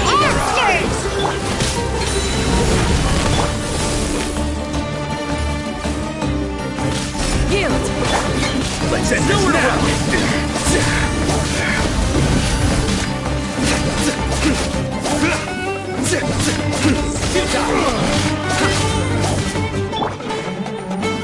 Stabilize! Think you can bully me? Judgment is upon us!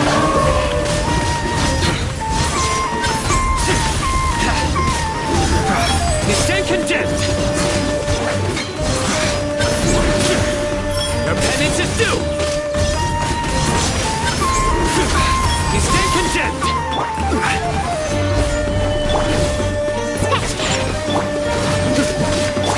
Flee! Hear my prayer! Diana Special! I will have order!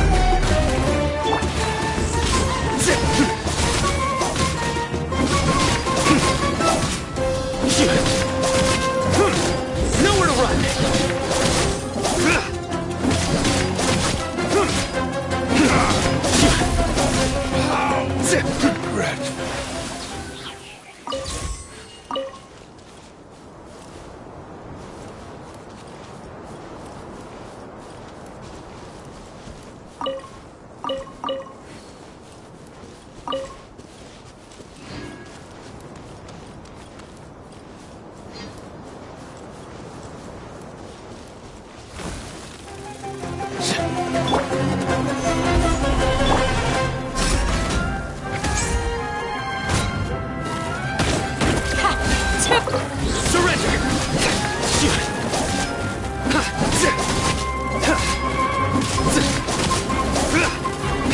Nowhere to run!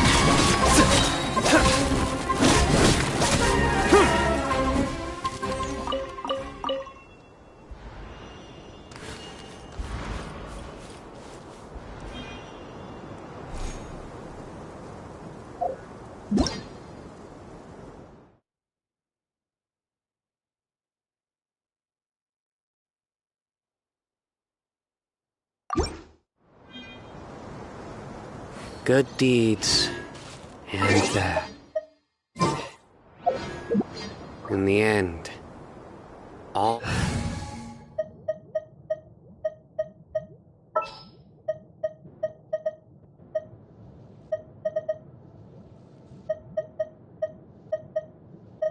Let the wind lead.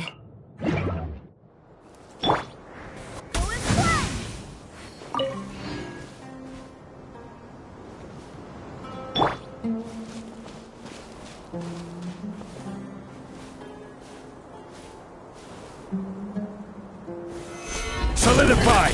Barbados, guide us.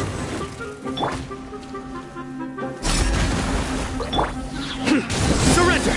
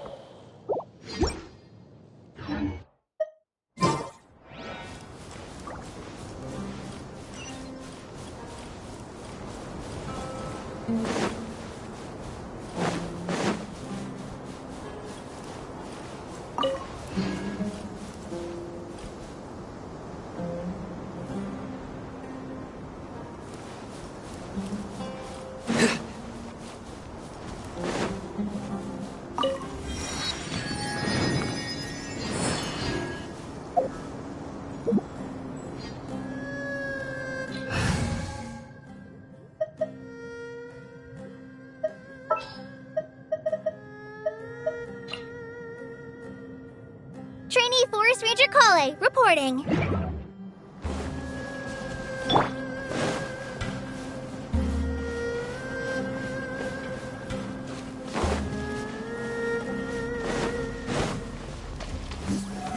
Gather!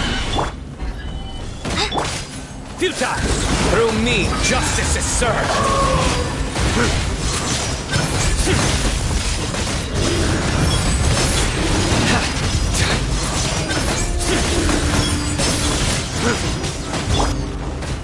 Hi! Go! Just like we rehearsed!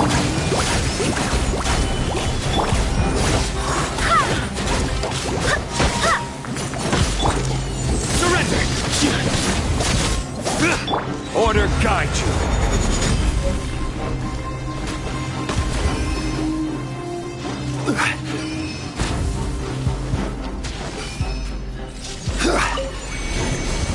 Stabilize! Fly! It was fun! Nowhere to run!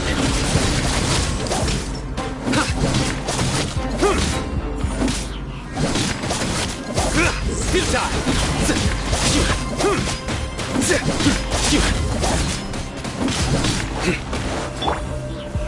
Gather! Go! Surrender!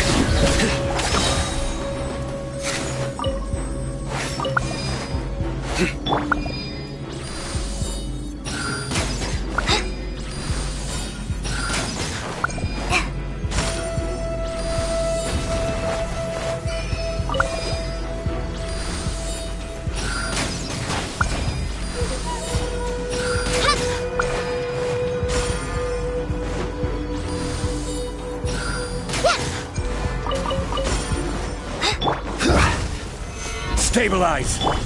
Polinampa, help! Fly! Nowhere to run!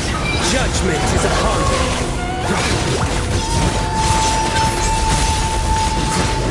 Your penance is due!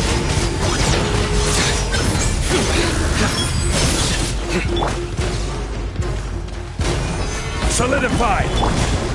Go! I swear by my sword! I will have order! Futile!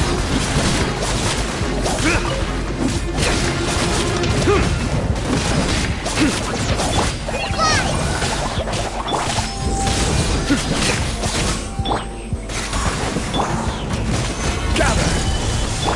Just like we rehearsed! Surrender!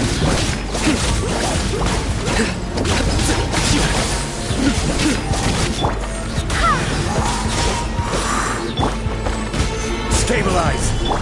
Nowhere to run! Hi! Your sins weigh upon your soul!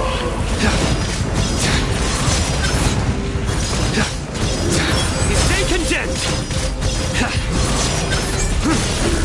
Guilty! That's my time come.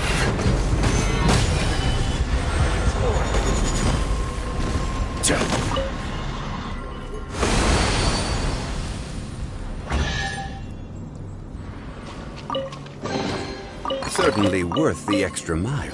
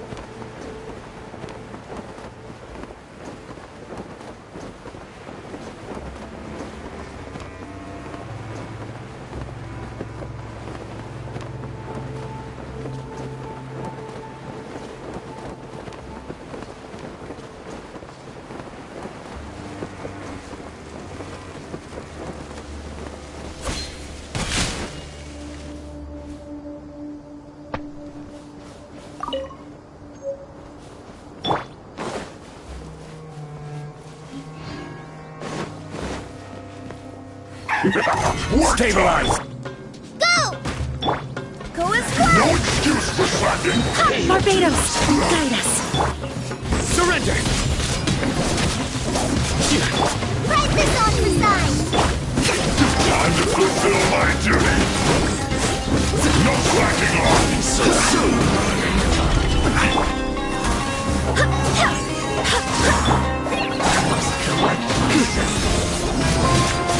Not breaking a sweat!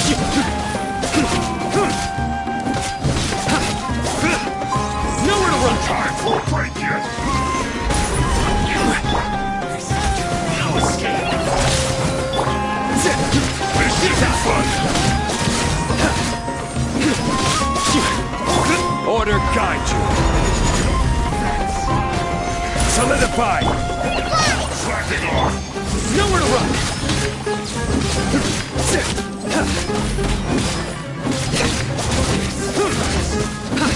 It is surrender! How can this be? Gather!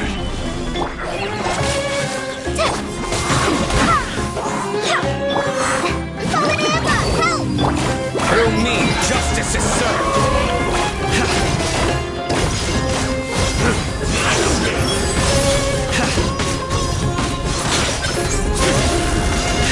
You stay condemned!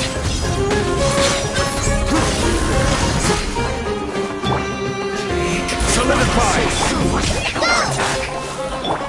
Futile! Wind, hear me. This is order! Prepare yourself! Surrender!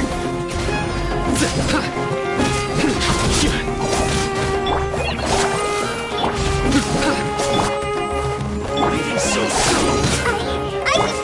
Futile! Stabilize! Go as one!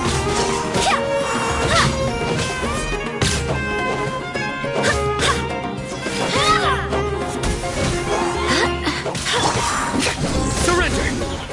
Can't run from death. Hi! Just like we rehearsed! Have a load of this!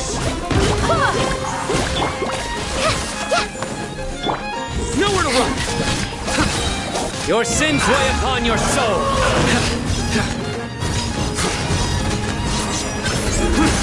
Penance is due! Over here. You stay condemned! I will have order! Solidify! Oh, now you've got me worked up. Futile!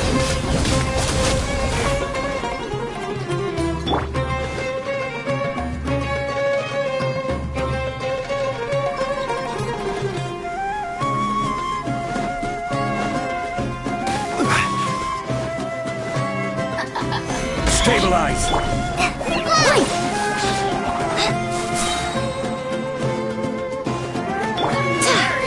I swear by my sword.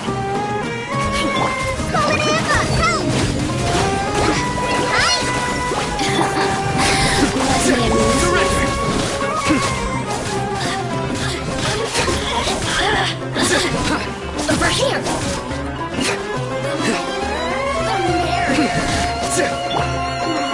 Gather! Nowhere to run!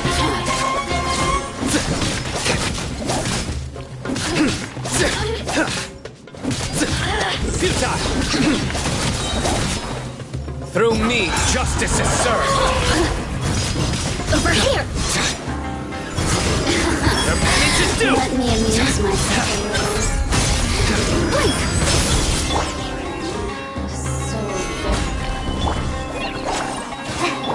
Nowhere to run!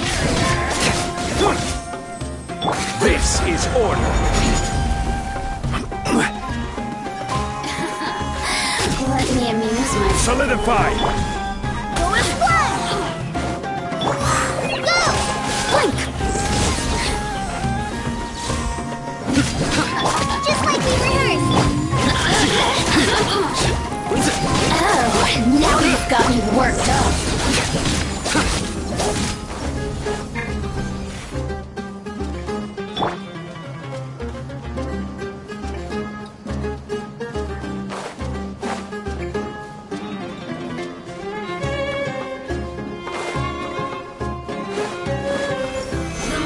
Stabilize!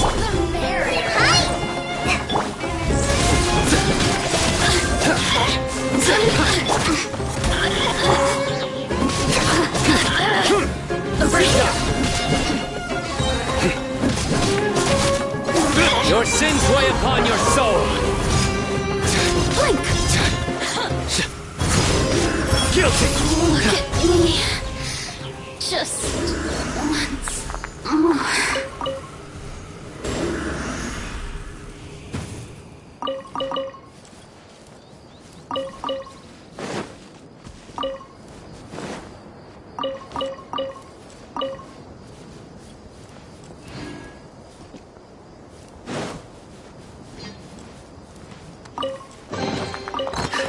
Our perseverance has paid off.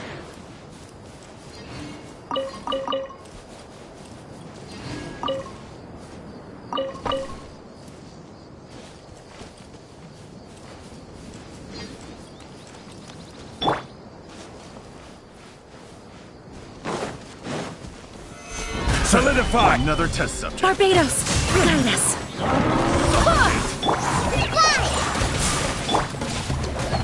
Surrender! Order guide you.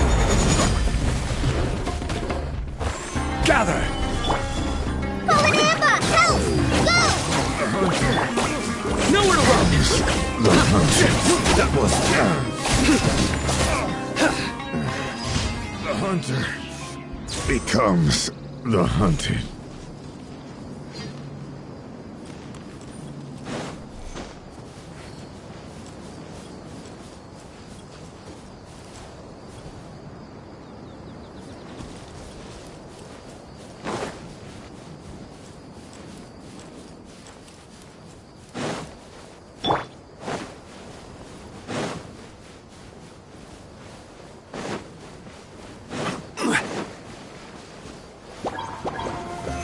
Stabilize!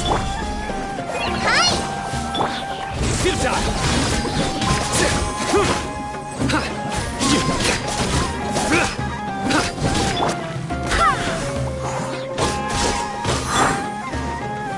Gather!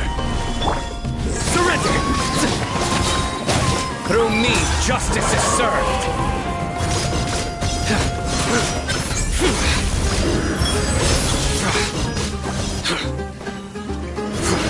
You stand condemned! Guilty! I will have order! Careless! Stabilize! Go! Nowhere to run!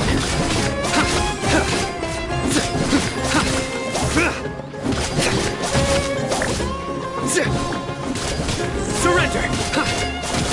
I swear by my sword.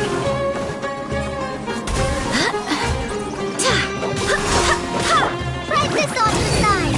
Fly! Nowhere to run!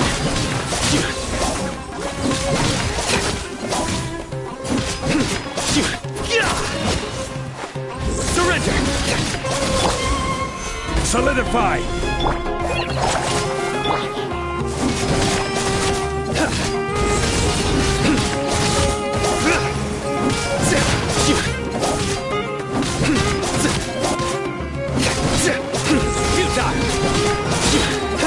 Judgment is upon you.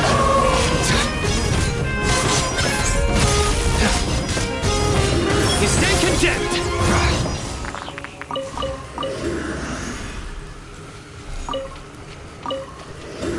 Guilty. Their penance is due.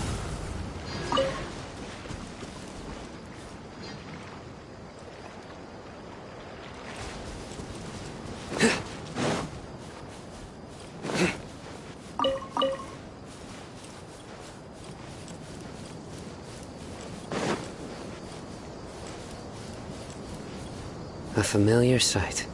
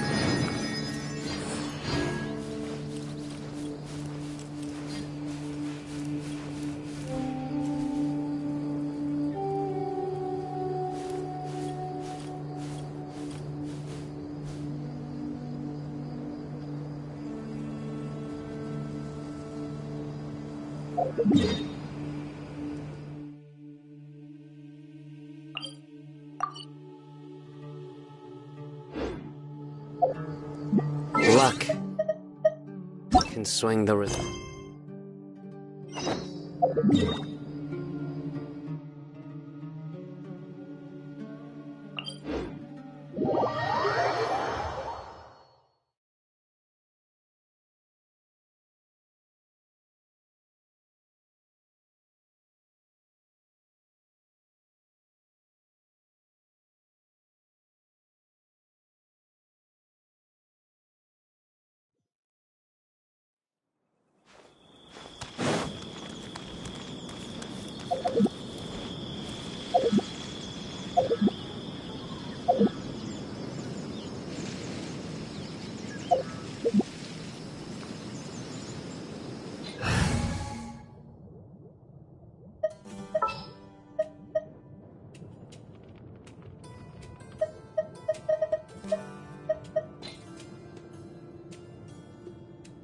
Stay close.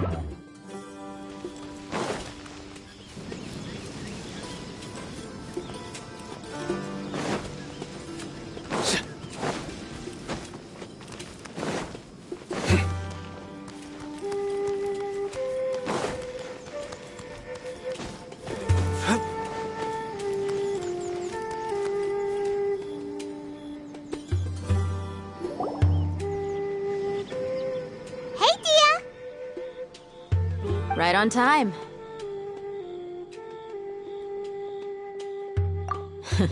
We'll know any moment now. Paimon's been wondering. You seem to know Candace pretty well. Have you been friends for a long time? We've known each other for some time now. She's a pretty interesting person. Even though she's an extremely strong warrior, she never misuses her powers against others. Oh, Paimon knows what you mean. Like a lot of martial artists say, never take the fight outside the ring.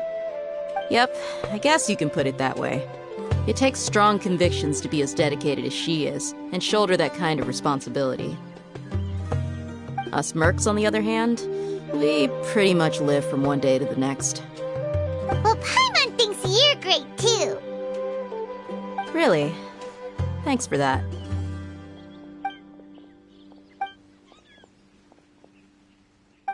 Oh, Sino's here, and he's pretty early too.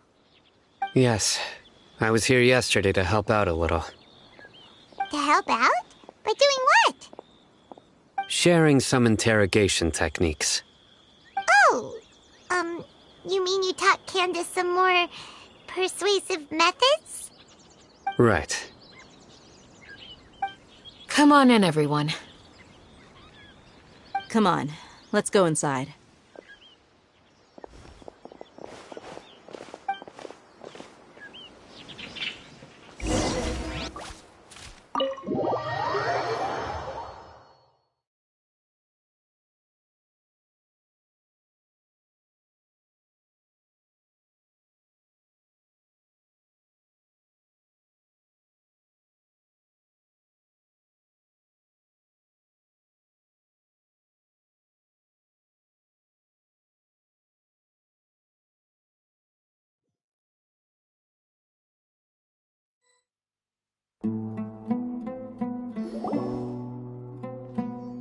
Candace, where... Whoa, you look furious. Do I? Huh. What gave it away? Oh, there's no mask that can hide true bloodlust. Cover up your eyes, and it'll still show itself at the corners of your mouth. Perhaps I need to work on my composure. Still, it's perfectly understandable why I'm angry. I'm sure everyone present would agree. Yes, ma'am. Please, don't beat us anymore. We're gonna die. Well, looks like Sino taught her well. You fear death yourselves, yet you do not hesitate to place the lives of others at risk. The absurdity is mind-boggling. The ones you call mad scholars are known to us as the Village Keepers. They are vital members of our community, and some even count them as family. You come here to my village, and you treat my people as nothing more than stepping stones towards your goal. Tell me, what would you do to you in my position? Mercy! Please have mercy! You've made your bed. We may both be desert dwellers, but there is one thing that I understand better than you. The resurrection of the Scarlet King will only result in war. And war serves no one. The people of Aru Village care little about which god is in power. Life may be tough and tiring, but we wish to preserve our way of life. A war would only cause us to lose all that we have. And that is not a responsibility that you can afford to shoulder. We understand. We're sorry! I'll tell you everything I know, please. Just let us go. I'm listening. You might not believe this, but it wasn't us who came up with this idea. Someone was spreading rumors in the tavern. That's how we ended up hearing about the Scarlet King's resurrection.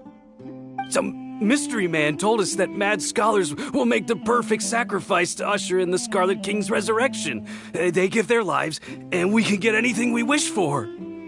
They're called village keepers. Slip up again, and you'll regret it. Yes, sorry. It was all that mystery man's doing. He told us to spread word about the Scarlet King's resurrection and talked us into helping him. In return, he said he'll help facilitate the resurrection process. I'm not sure. That's one. Huh? One what? Strike.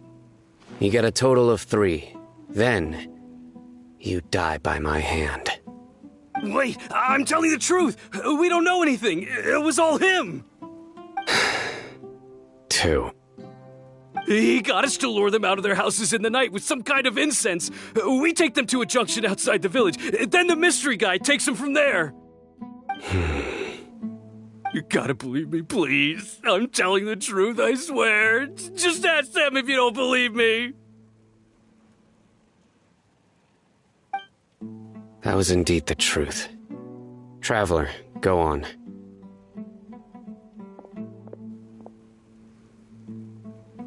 You have to believe me. If I knew that, I would have told you his name right away. I'm not risking another beating to keep his secrets. No way.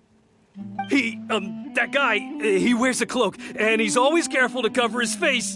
He calls himself the Scarlet King's envoy. I believe I may know what's going on. Uncle Anpu? What do you mean?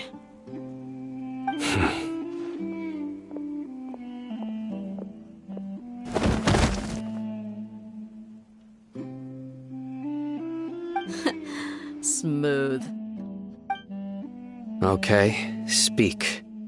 If my suspicions are correct, this mystery man they speak of could be from the Academia. Some time ago, people from the Academia attempted to take the village keepers away. I refused, insisting that they are part of our community. It strikes me now that this secretive character shares the same goal they had. Which means it's highly likely that the Academia was purposely spreading a false rumor to trick the radicals into delivering the village keepers right into their hands. They were the ones who brought them here to begin with. Now they're trying to take them back? We aren't gonna let that happen. Not the Academia again.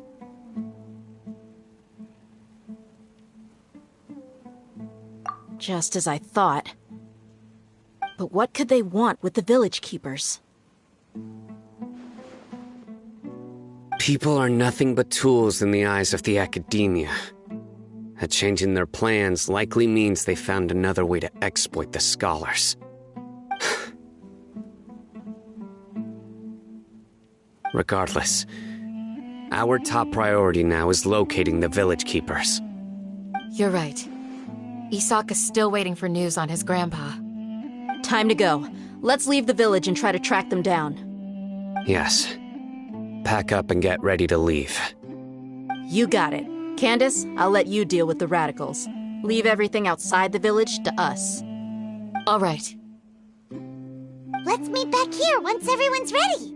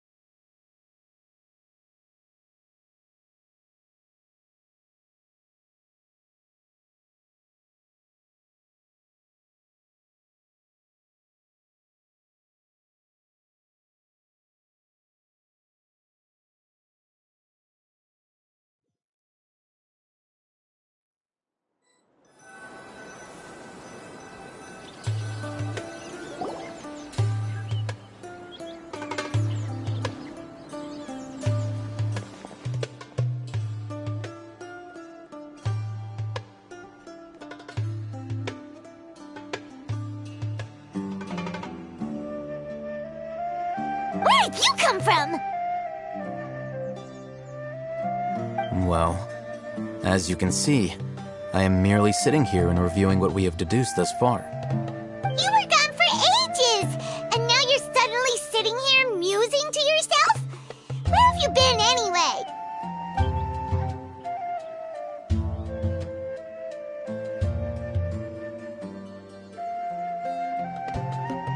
Hey, what's with the silence? You never think things through before asking questions. I'm giving you some time to make up for that. Paimon's so mad! Paimon's gonna give you an ugly nickname!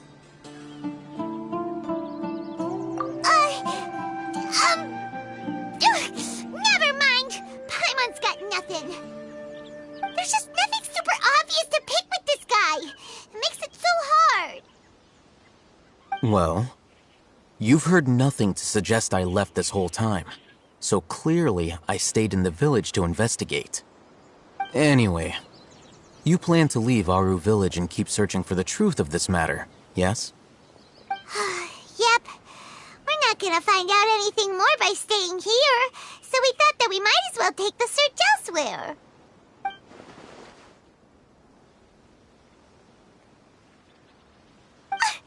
Enough with the silent treatment! No. I'm just surprised that you decided to team up with him. Alhaitham, you haven't helped us out at all ever since we arrived at Aru village. Bold of you to question our choices. Yeah, you're all talk! While you were investigating, I had my own work to do, which I've now finished. Really? Paimon doesn't believe you. To be honest, we aren't really a team, so I have no obligation to inform you of my whereabouts. Not to mention that going separate ways allowed me to find some important information that you all had missed. Huh? Right here in the village? Correct. What did you learn? I'm going to take you to someone. But before that, you need to understand where she's coming from. What does that mean? How do you think the residents of Aru village feel about what we're doing? In other words, do you truly believe every single word the villagers tell us? You mean some of them lied to us? Hiding the truth does not necessarily equate to lying. Again, these people have their reasons. Remember what Candace said? Most people in Aru village don't necessarily care which deity is in charge of Sumeru. That's because whether the Scarlet King or the Dendro Archon has power is of little significance to them. By contrast, the perils of their daily lives are ever-present concerns. They won't simply share everything they know with you without good reason. That's why you believed there was no further information to be found in this village. Glad you're following along. Among those you have talked to, there's someone who was consciously keeping you out of the loop. In fact, she's been observing your every move since you arrived. The reason being, to someone who only wants to live their life in peace, any external factors introduce unpredictability into the equation. Those eyes. Those fierce eyes. You look like a real fighter. Don't change the subject. It's quite obvious that she's intimidated by Sino's authority and strength. Right. You were asking about the mad scholars. She corrected herself mid-sentence because she's aware that there are Scarlet King fanatics in the village. If she sounds too friendly towards the village keepers, she could easily make herself the Radicals' next target. I think it's been a few days since I last saw them. I usually go to bed pretty early, so I'm not too familiar with what goes on at night. Remember? She made a point of denying her involvement in anything that occurs at night. But honestly, I feel quite sympathetic towards them. Even though they act a little strange, they've helped me in the past. If it weren't for them, my house would have collapsed long ago. After speaking to the village chief, it became clear that the village keepers had protected Aru village at night. In other words, the young miss was very much awake during that time. Then why would she lie? By getting involved with an outsider, she risks drawing unwanted attention to herself. As for why she might be so wary about all this, maybe you should ask her. I'll pass on this one. You said that she is afraid of me. If so, it's best if I stay out of this. We're on it!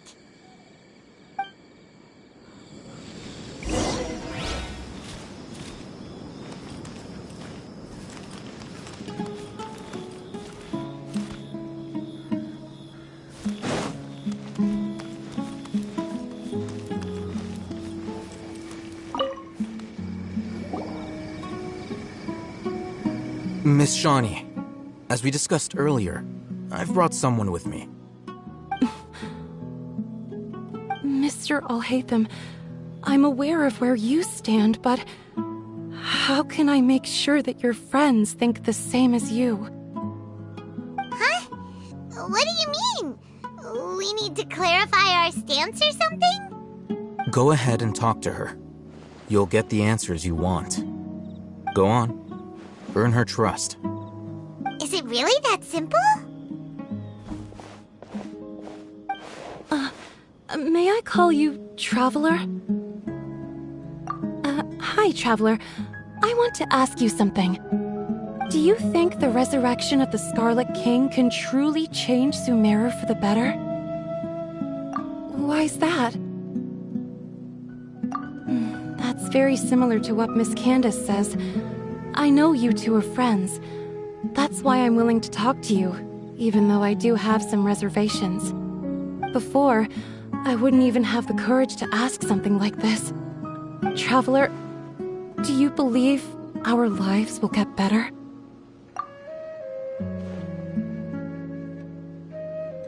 Yeah! We came here from another nation, so it isn't wrong of you to be weary. And we aren't really residents of any one nation. But even so, we've met lots of people from different places, and we've always fought for what we believed in. We have friends in Sumeru, and we want to help them. That's why we decided to stay here for a while.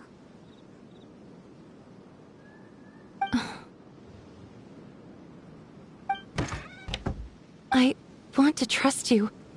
My apologies for posing my questions like that. To be honest, I didn't expect you to come back for more information. Alhaitham told us you have your reasons. It's okay. We understand. The fact is that only one side of my family is desert folk. I don't really fit in anywhere in Sumeru.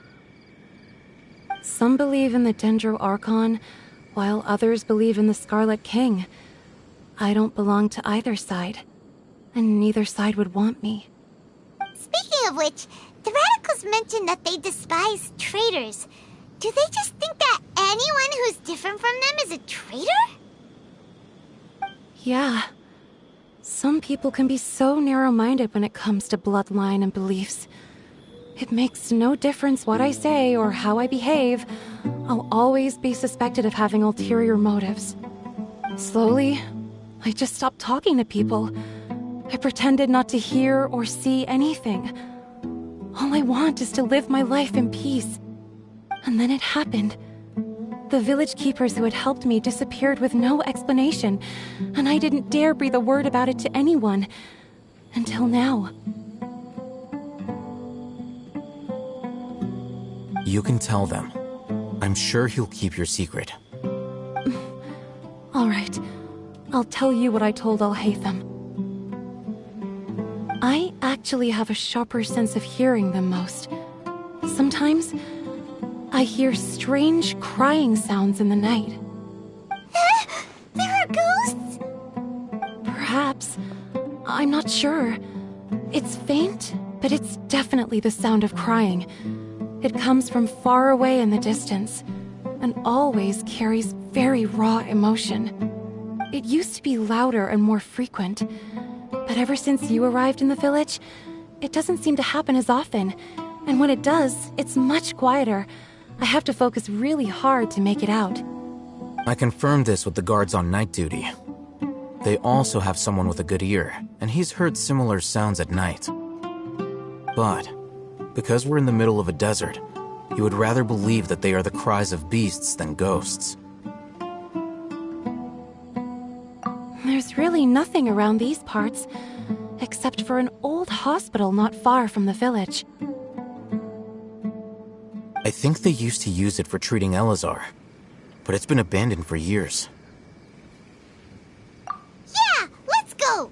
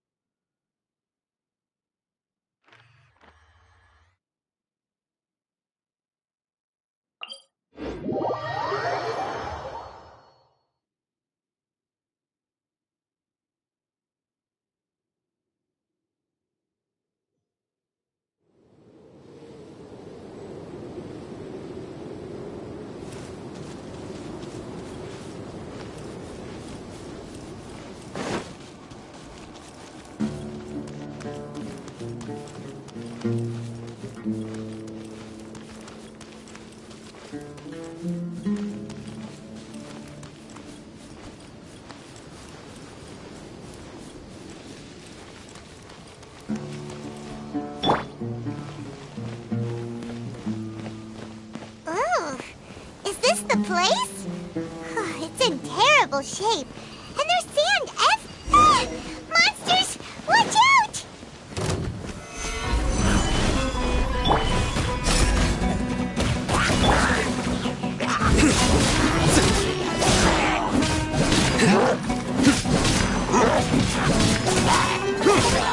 Surrender! This is order. Gather! We shall prevail! You're exposed!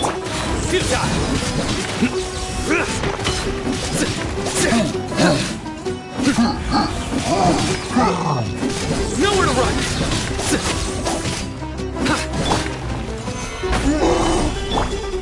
Do your worst! Futile!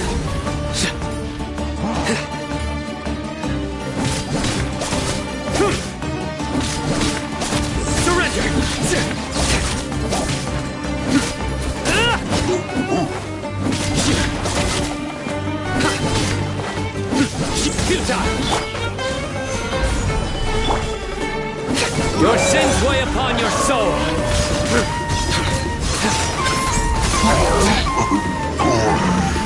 You stand condemned.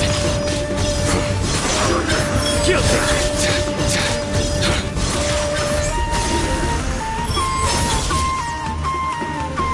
Order guide you.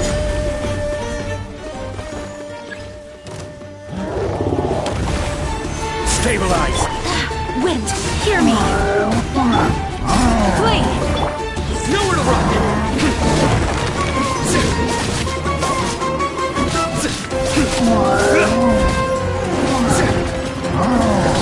Surrender!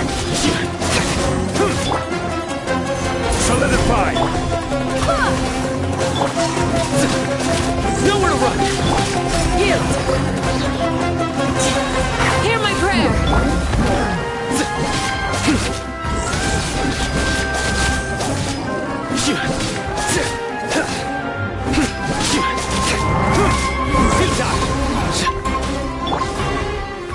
Gather! Through me, justice is served!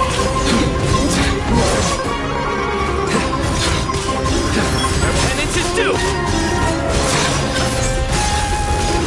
They stand condemned! Guilty! I will have order!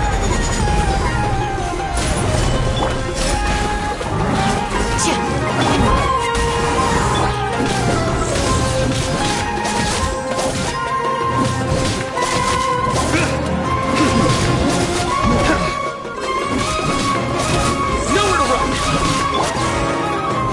Solidify!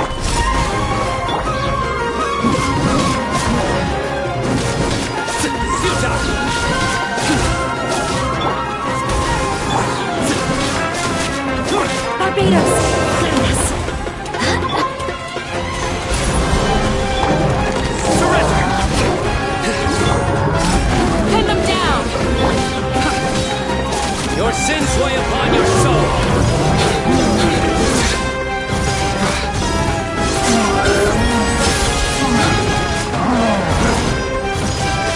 You stand condemned! This is order! Stabilize! Grant us your blessing! Flee!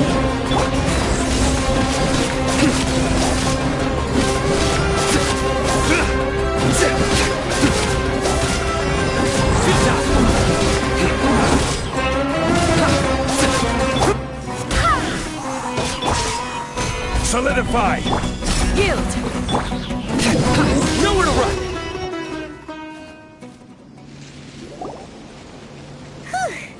They were easier to deal with than Paimon had expected. Super strong bandits? Or monsters taller than buildings dropping out of the sky? Or, something like that. He looks super serious. We gotta stay on our A game too. This is the one.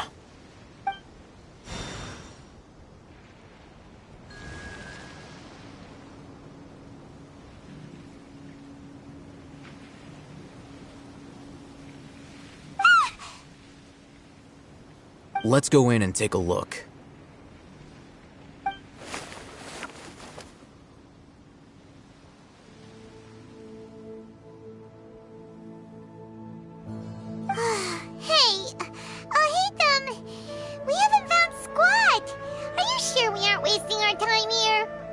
Patience.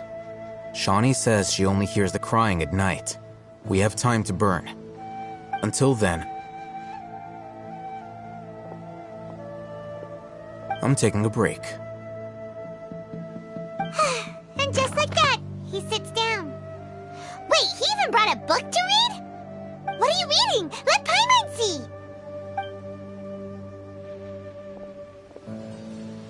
Okay, sure.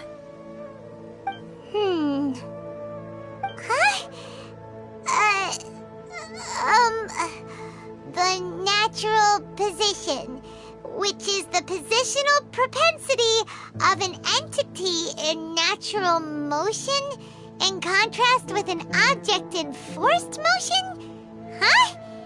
When free from external influences, every entity displays the tendency to follow its natural trajectory? So, you got that? Oh, Paimon gives up. You keep reading your book. See ya! How is he so relaxed? Look at him, reading an impossible book in a creepy place like this. Desert to Vat travel guide. Paimon knows plenty of useful stuff already. And anyway, is that Paimon's fault that the books people read in Sumeru are so complicated?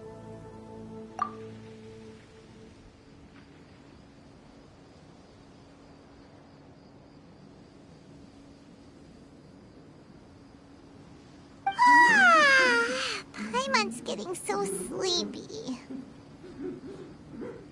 Huh? What was that sound? There it is. It's coming from that direction.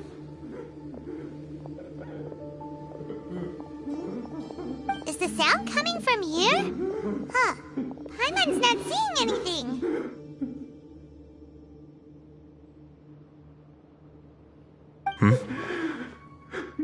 It's from below. But there's no way we can get down there. Something is off about the interior here.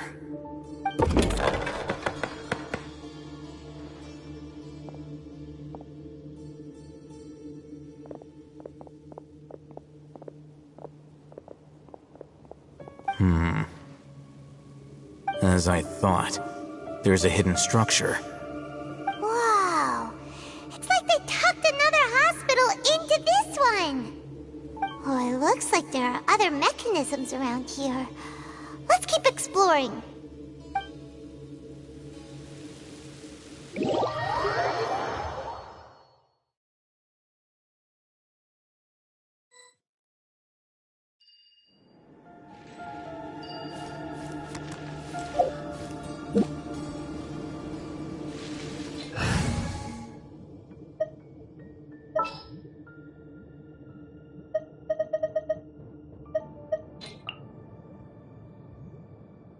Trainee Forest Ranger call.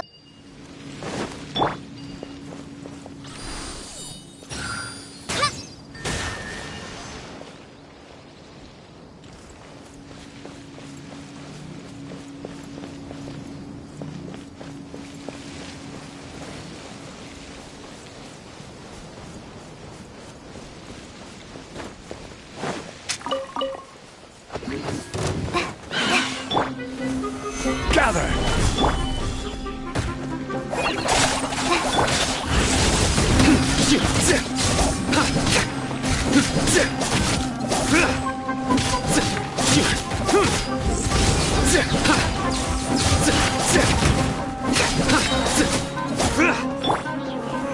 Solidified!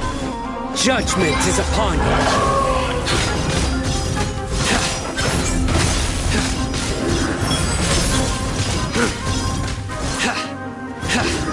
Guilty!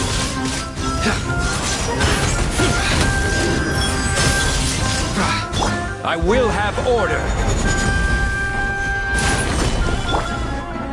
Just like we rehearsed. Go! Futile!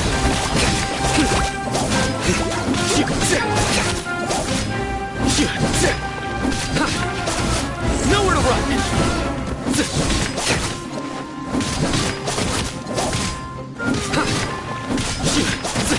Surrender! Gather! Nowhere to run!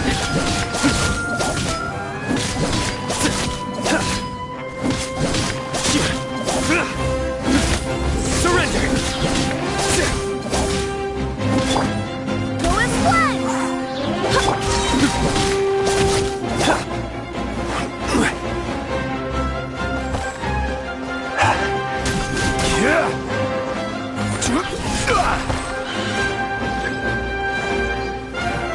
Solidified! Through me, justice is served!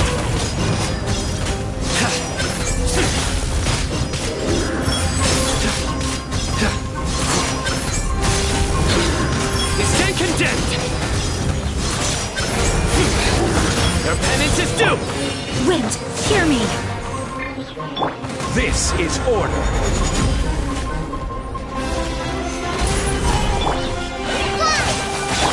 Nowhere to run!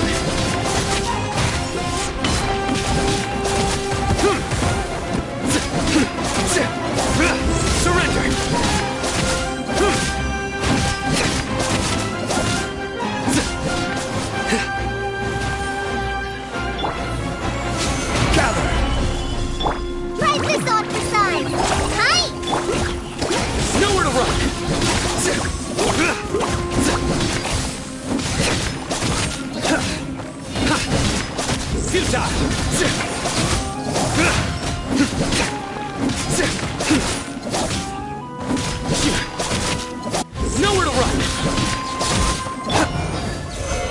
Neutralize!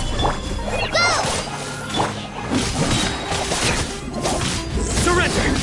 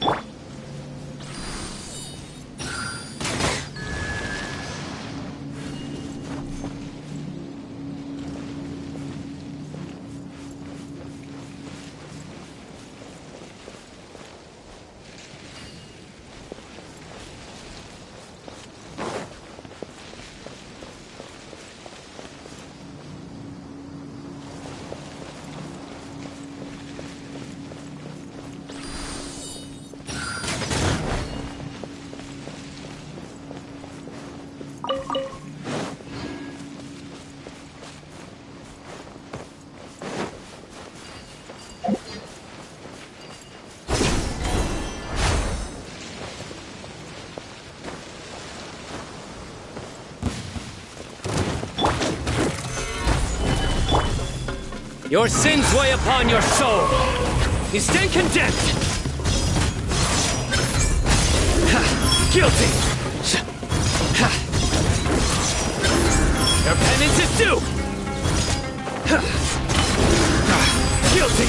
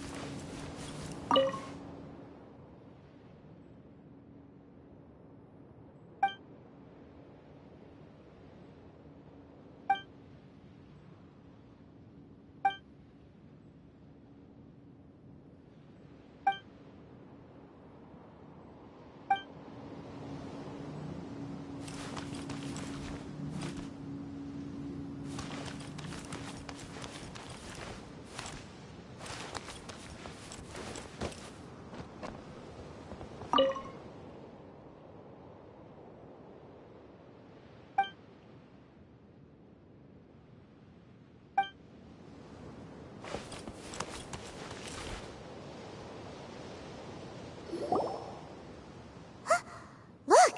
There's someone over there! Good idea. Let's approach him slowly without alarming him.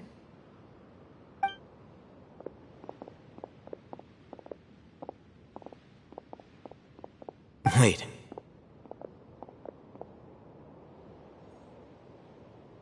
You're...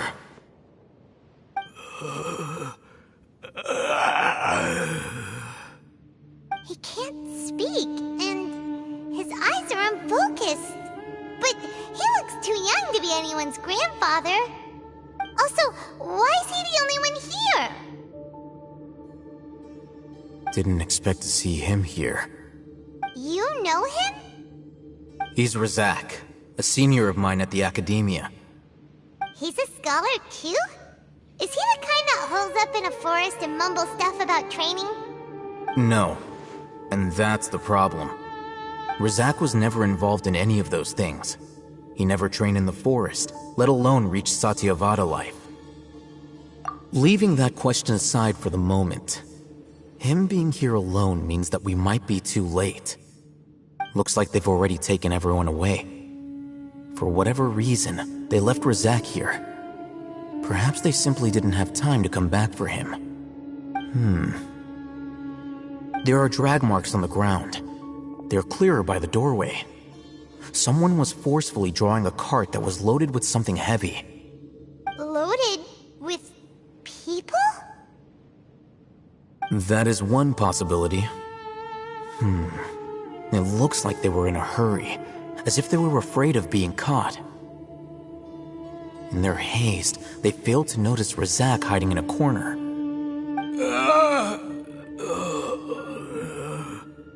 The symptoms are identical. Looks like we found living proof. Huh? Why do you say that? Allow me to jog your memory. Recall your time at Port Ormos. Don't you think his symptoms look familiar?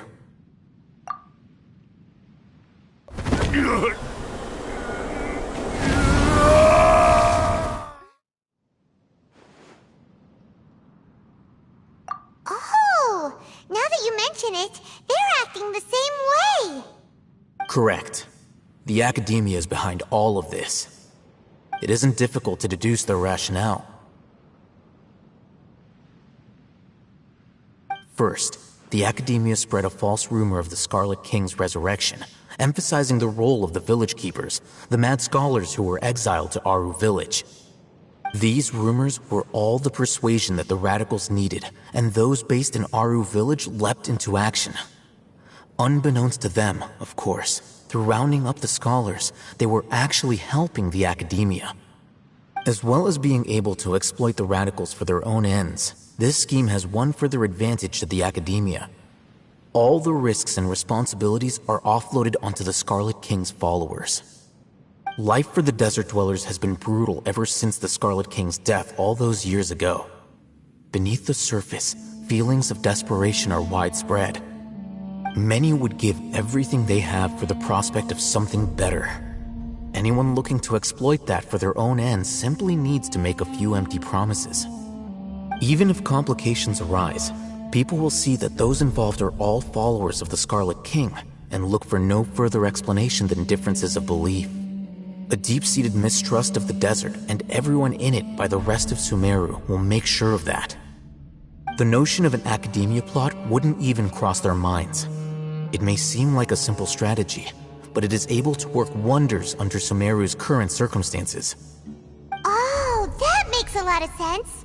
It's in line with the village chief's theory, too. But there's still one very important question. Wasn't it the Academia that brought the scholars to Aru village in the first place? Why does it want them back now? Throughout this process, one thing has changed. The scholars' identity. First, they were scholars. Then, they became lunatics. After that, they were exiles. And finally, they become missing persons. An exile is still patently a living, breathing human being. But when someone becomes a missing person, that is brought into question. If you can't find someone, you have no way of knowing what exactly happened to them. That makes missing people an ideal resource. Resource? For what exactly? One possibility is that the information in their brains could be extracted into knowledge capsules. Extracted? You mean canned knowledge comes from people's brains? With the technology of the Sumeru Academia, it's entirely possible. Perhaps the process caused them great suffering, which is why they cry out in the dead of night when no one is watching them. So, the human brain... Nope, nah, Paimon doesn't want to think about this. I'm the Academia scribe, after all. I'm familiar with their projects. Anyway, judging by Razak's state, the contents of a divine knowledge capsule were extracted from his mind. But something went wrong in the process. Or perhaps his curiosity got the better of him, and he used such a capsule for himself. Paimon's a little confused. Can they just use anyone's brain?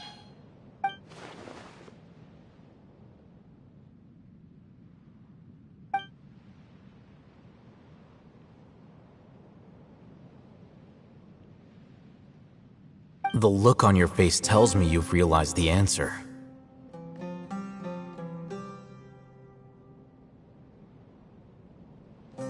That's right. To some scholars, gaining knowledge about the gods is their entire life's pursuit. Extracting canned knowledge is just one of the extreme measures they turn to. However, I can't help but wonder, What do they seek to gain from divine knowledge? The academia is going out of their way to look for forbidden knowledge, but what is their ultimate goal? I've spent quite some time trying to analyze the contents of the divine knowledge capsule, but to no avail. It seems like my way of thinking is too different from theirs. You mean you're not even slightly interested in getting your hands on this forbidden stuff? All scholars seek to expand the horizons of knowledge, but I'm not particularly interested in gods, so I don't share their degree of zealotry. Extracting information from people as if they were lifeless objects? If this is the direction of academic progress, then the academia may as well shut its doors. Sounds like you're really against all this. Of course. The academia's actions run contrary to their rules. Whether it be academics or knowledge, everything has its boundaries. If those lines are crossed, the rules and order that govern everything in the world will be destroyed. This matter needs to be corrected, just like fixing a typo in a book. Wait, didn't you step in to help because you felt sympathy for those poor people? Not to be callous, but no. My criteria are a little more restrictive than that. There is no shortage of suffering in Sumeru, and the same can be said for the rest of Teyvat as well. What do you plan to do about that? Save every last person?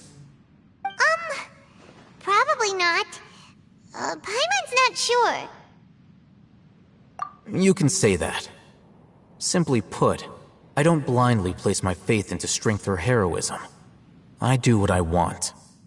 The divine knowledge capsule is something I want to investigate in full.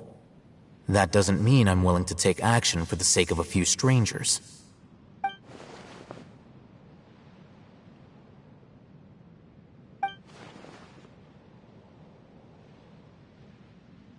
Paimon's been wanting to say this for a while. There are a lot of bad guys in the academia, but you're not one of them. You're their weirdo. You're probably right. Though I must say, I quite enjoy this feeling of being the odd one out. Uniqueness is also an asset, is it not? Wow, that's a great way to think about it. Paimon's really impressed. If only Miss Shani had a similar mindset, her life would definitely be a lot easier. I'm just a more likable person than her in general. There's nothing more to it than that.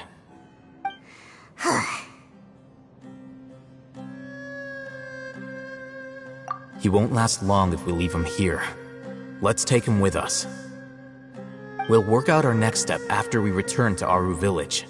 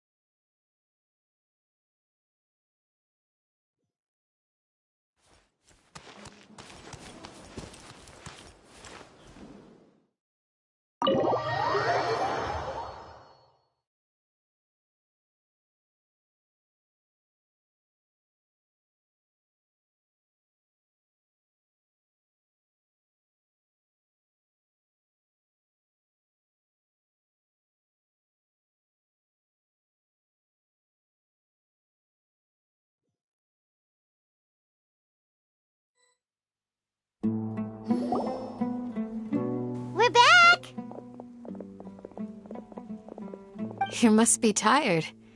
You should rest and take some water. What's the situation? Who's this? Unfortunately, somebody who's too young to take on the role of Isak's grandfather. Nevertheless, he's one of the people we're trying to find.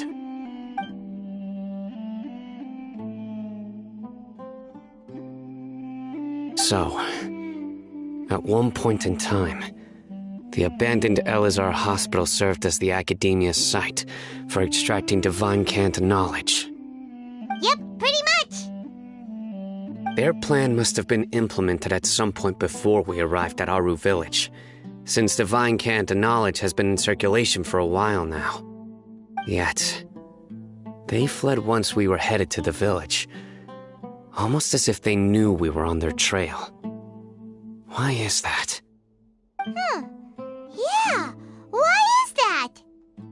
We may have a mole in our midst. One of us could be secretly revealing our whereabouts to the Academia. Huh? Are our friendships that shallow? Looks like none of you have realized wherein lies the issue. Sino, you're the reason why they can predict our movements. Wait, what's that supposed to mean? Choose your next words very carefully. It is simply a logical inference. I have my reasons. So what you're saying is, Sino's the mole. Interesting. And here I thought you were the most suspicious one, Alhaitham, since you were always acting alone. I know. You have a point, but I realized something as we were returning from the hospital.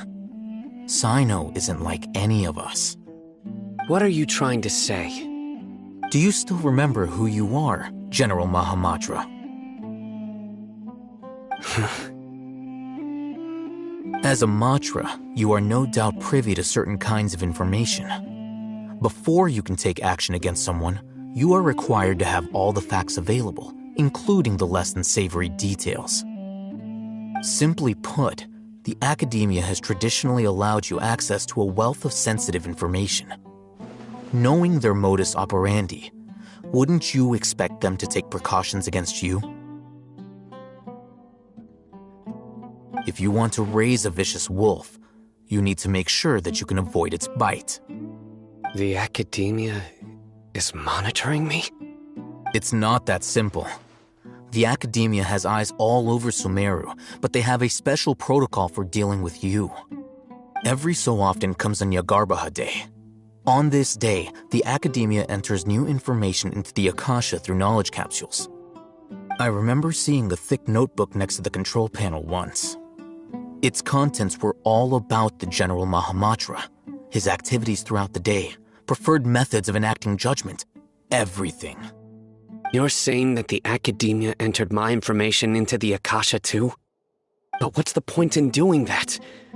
My actions aren't important enough to be added into the Akasha. The Akasha is capable of computation. The Akasha's algorithms are entirely capable of predicting your movements using the data entered. When you would depart, the route you would follow, your destination. It knew all of this. It predicted my every move. The Academia has been watching you longer than you think.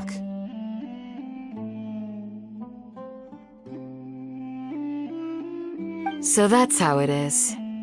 Sino adheres to his principles so strongly that he's actually a thorn in their side. Tenacity of will and steadfast faith are worthless to the Academia. They need scholars who are easily pliable and mindlessly go after anything they can profit from. Sino, don't take it to heart. This just proves how much of a trustworthy ally you are. They escaped because of me.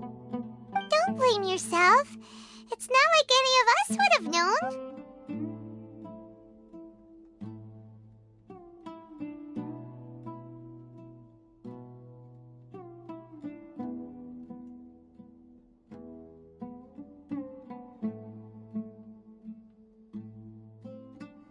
have an idea.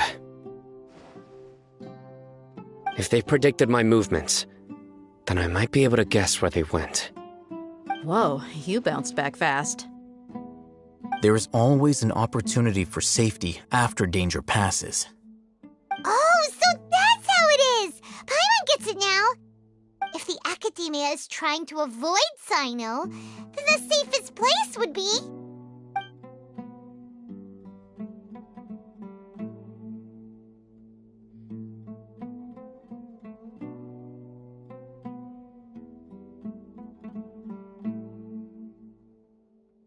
Yep, that's right! They'll want to proceed in the direction opposite of where I'm going.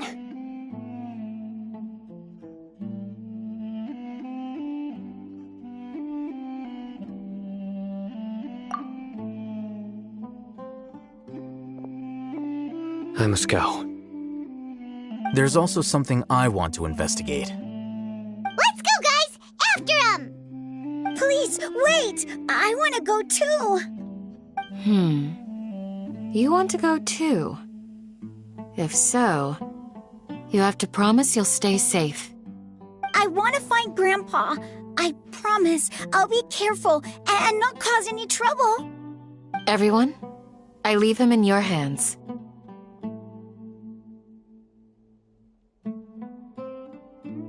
Yay! Let's go! Remember to pack some food with you! Paimon feels like we're missing someone, though.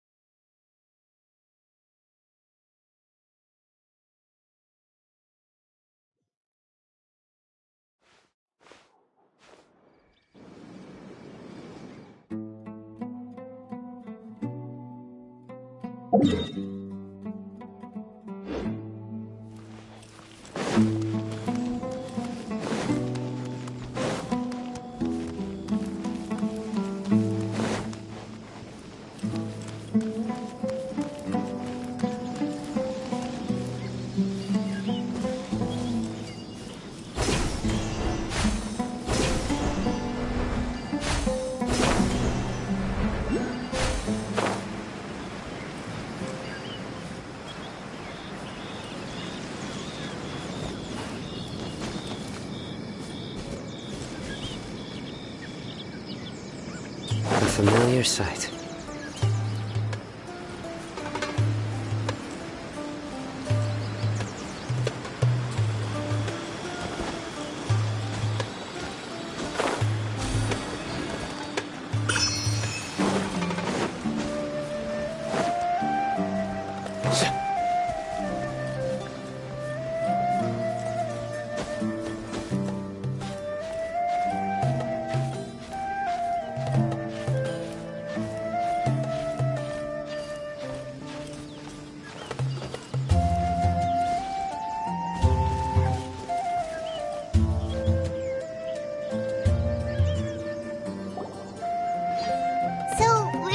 From here?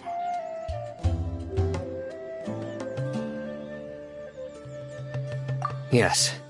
After leaving the village, we should head straight toward the desert.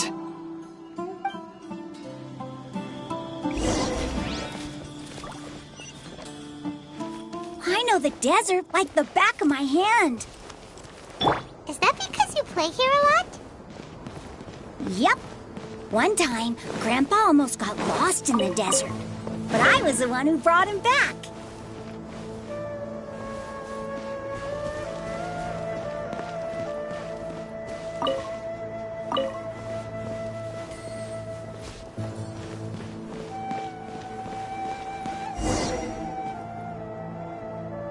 There's something here. What's this? It's buried in the sand. Looks like we'll need to roll up our sleeves and do some work. And Paimon thought running around everywhere was already enough work.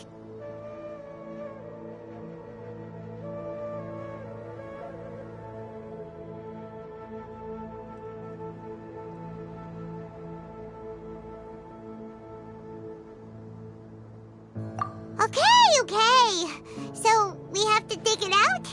Whatever's down there, looks like it's buried really deep.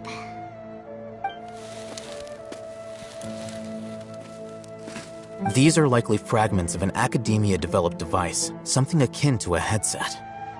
Looks like there were more than one village keeper. They must have been escorted this way because there are device fragments scattered around here. Let's split up and search the area. Chances are that we'll find other things nearby.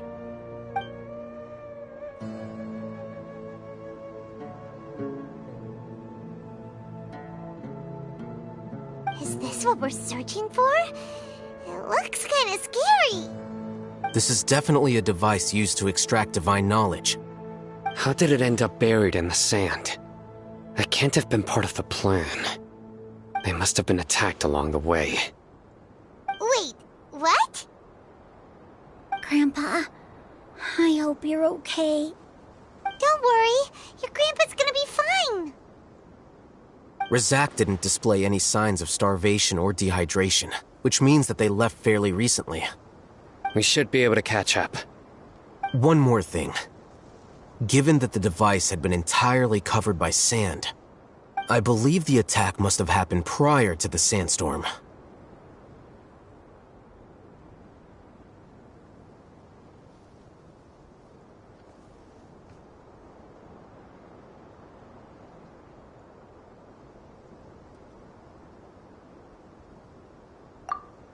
Let's keep going. They can't have gone far.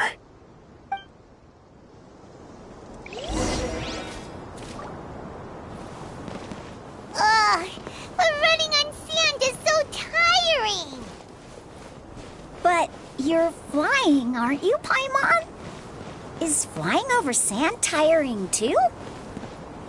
Ugh, of course it is.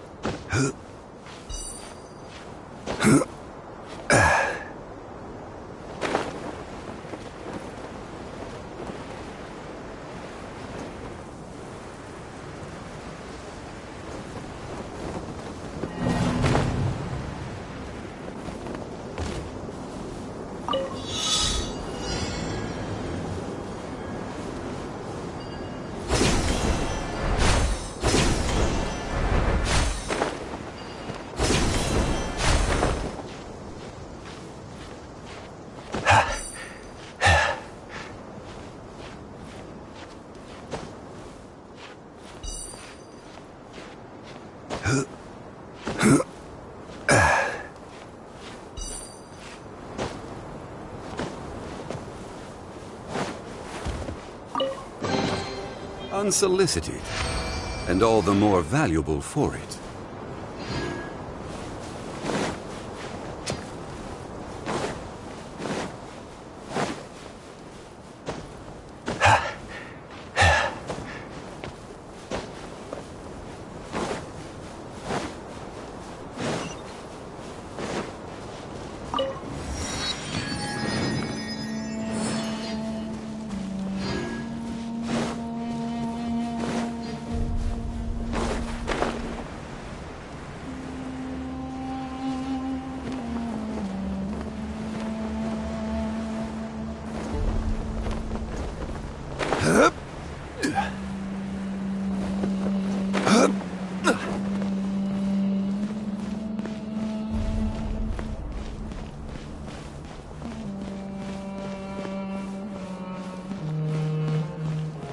Voices, over there.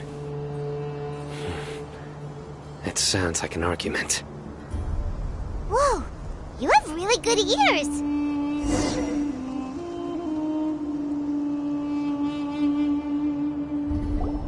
Don't get any closer. They'll notice us. Dia's talking with the Eremites? Very interesting. Let's listen in. If you had informed me sooner, there'd be plenty of room for us to... You're one of us.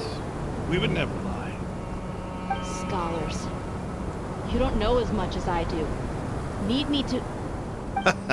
I knew it. That's our Dia. Dia?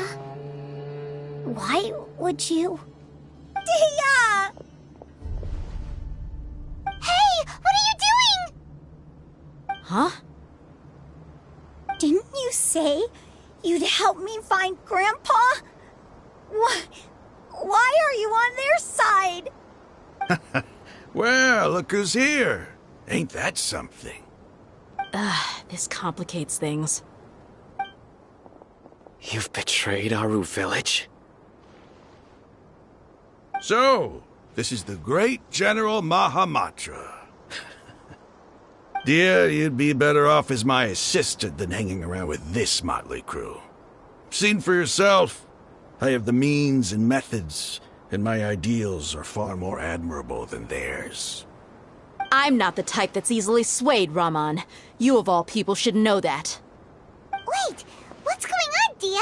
Whose side are you on here? Shut it, Paimon. It doesn't matter. Whichever side you pick, nothing could deter us from the grand mission of resurrecting the Scarlet King.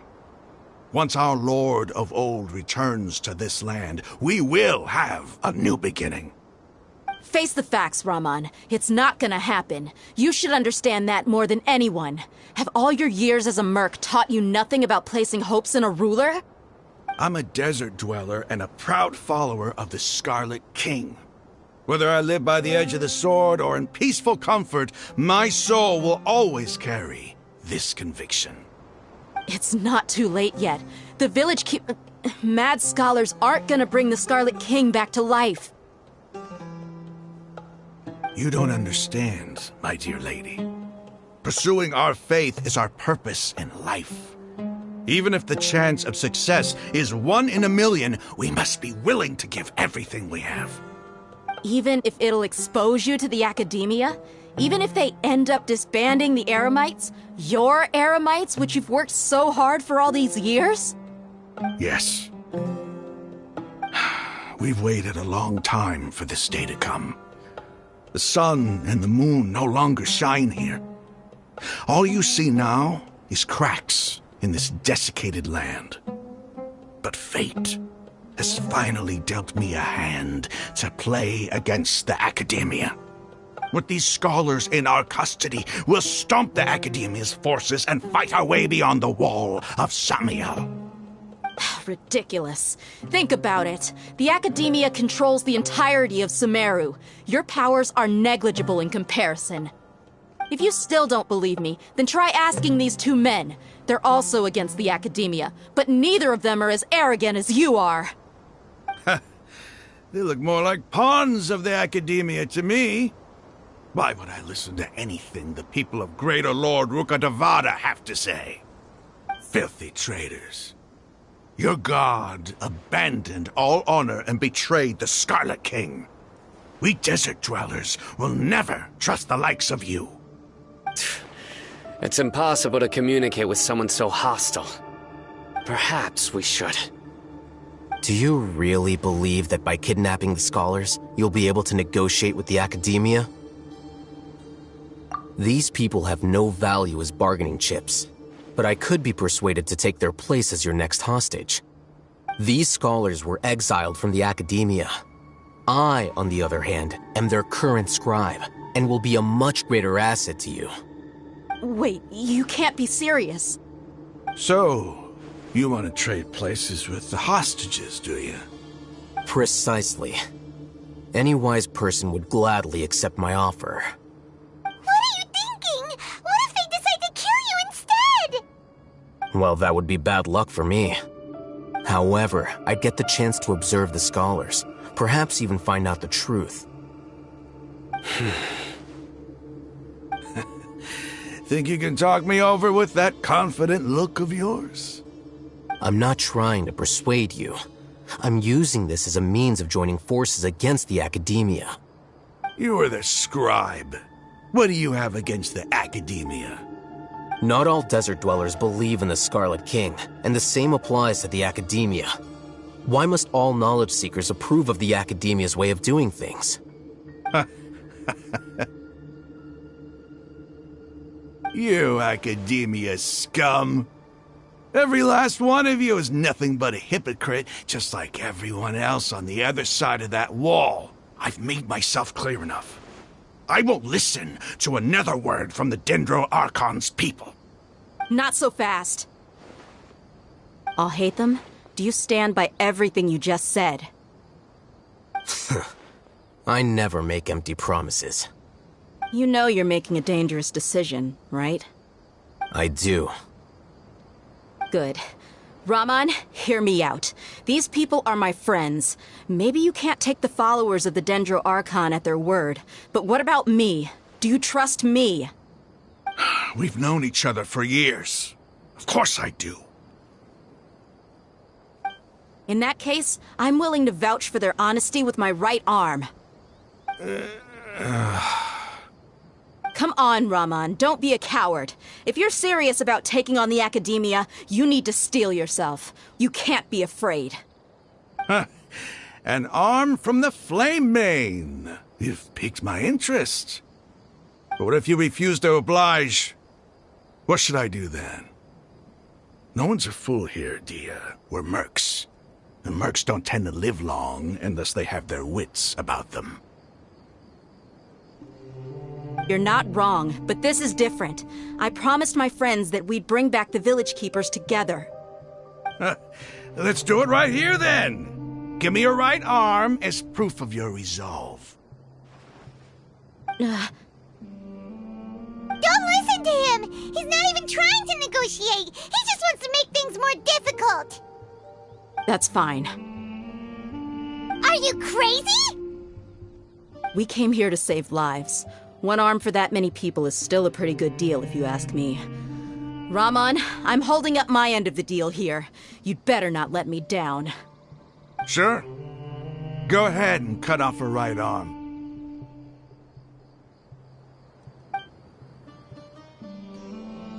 No! Dia! What are you gonna do? Think of something!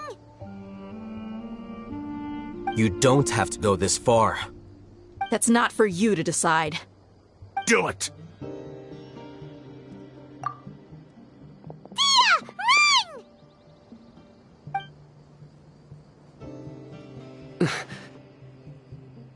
Run!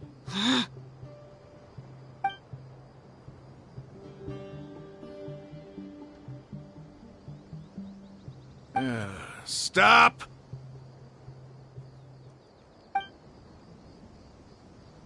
What's wrong? Can't do it? Flame Mane, you and I are both desert folk. Cutting off your arm is no different than cutting off my own fingers. Where's the sense in cutting my own kin to pieces? You've shown me that you're serious. Go on now, take your friends and leave. Meet me in the desert at noon tomorrow.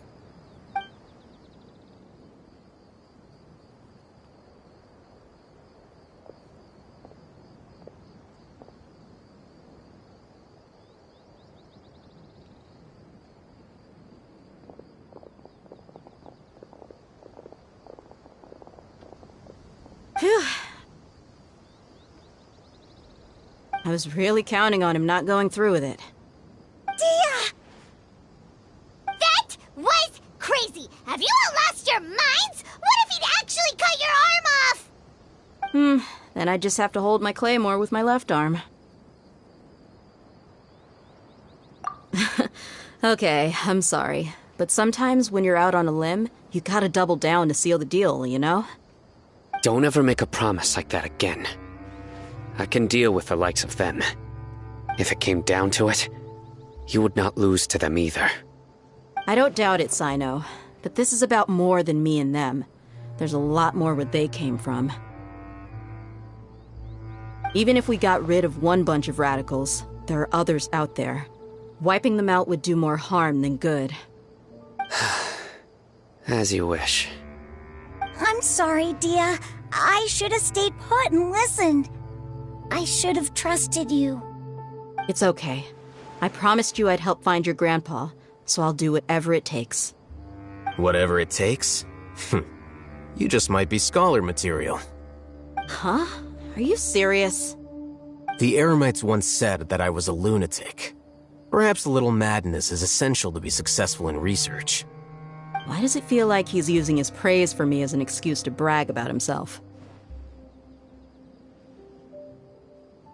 Okay, let's get moving. We should head back to the village and rest up. Today was just a trial run.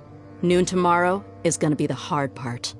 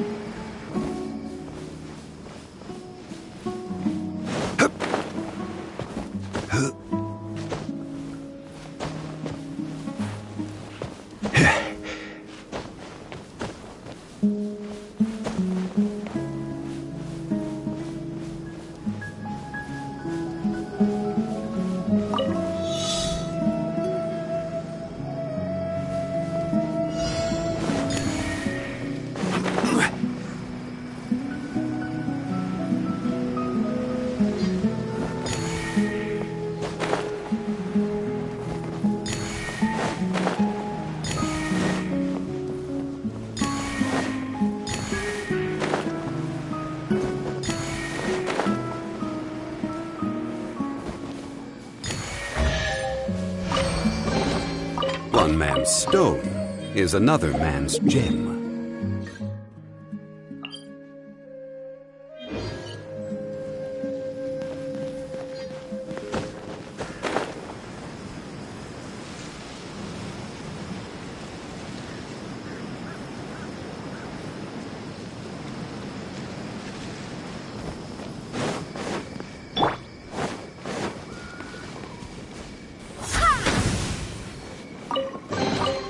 I hope the others find some.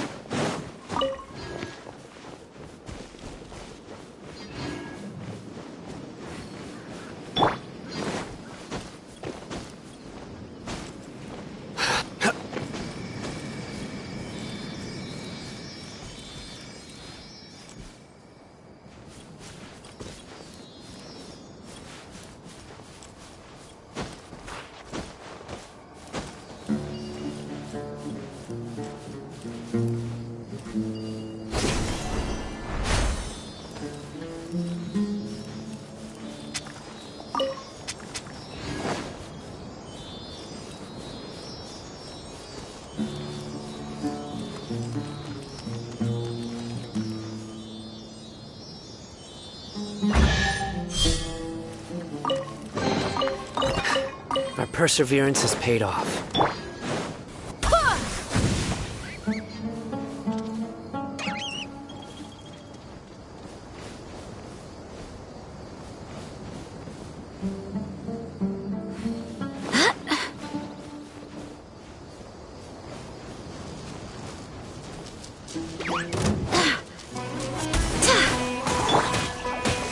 Solidify! Order guide you!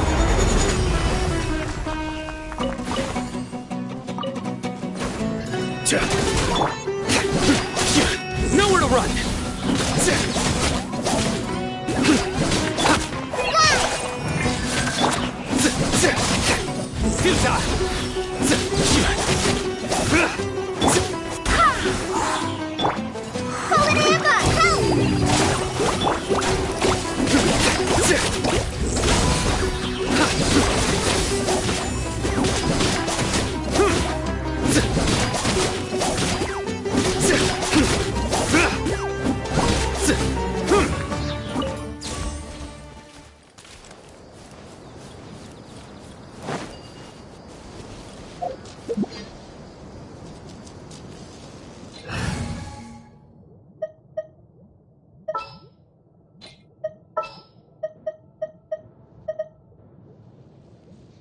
Well, since you asked so nicely. The campaign begins.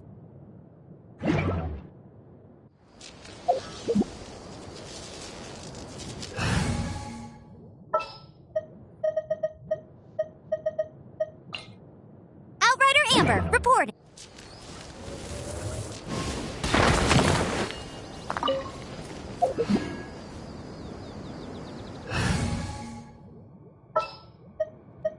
Stay close and you will live.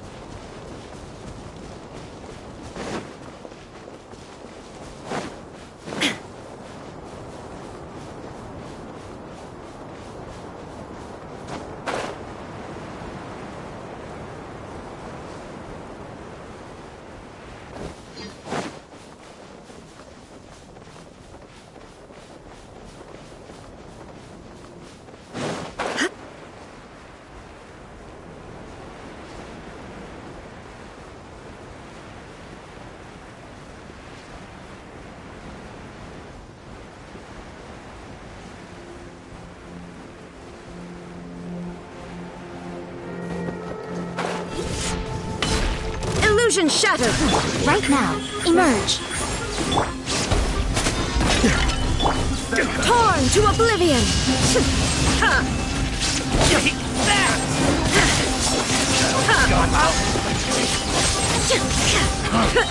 You want this? Now you're testing my patience. Right now, right here. Nothing lasts forever. We'll meet again.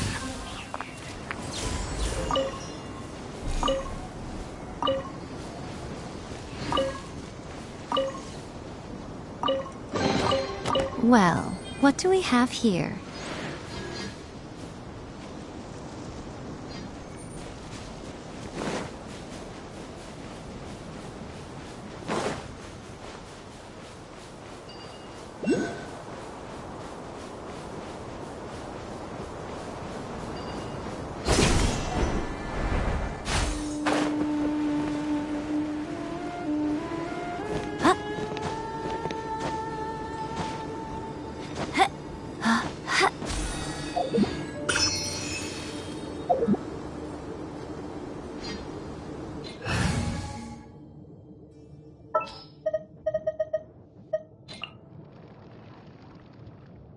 Everything's ready. Let's...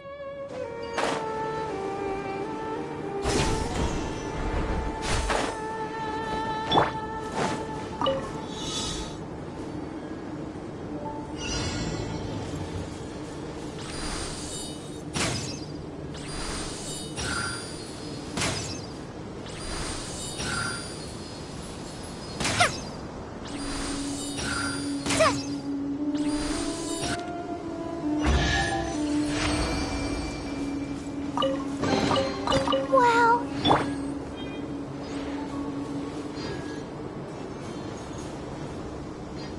Come on out.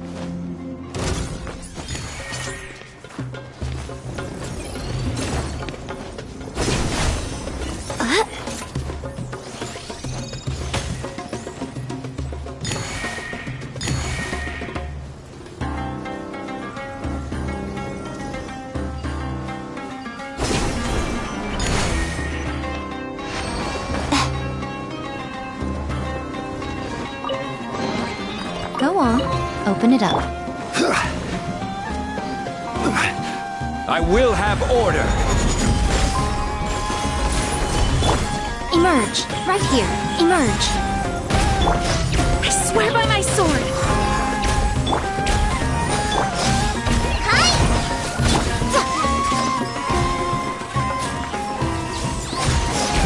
Right now, right here, emerge.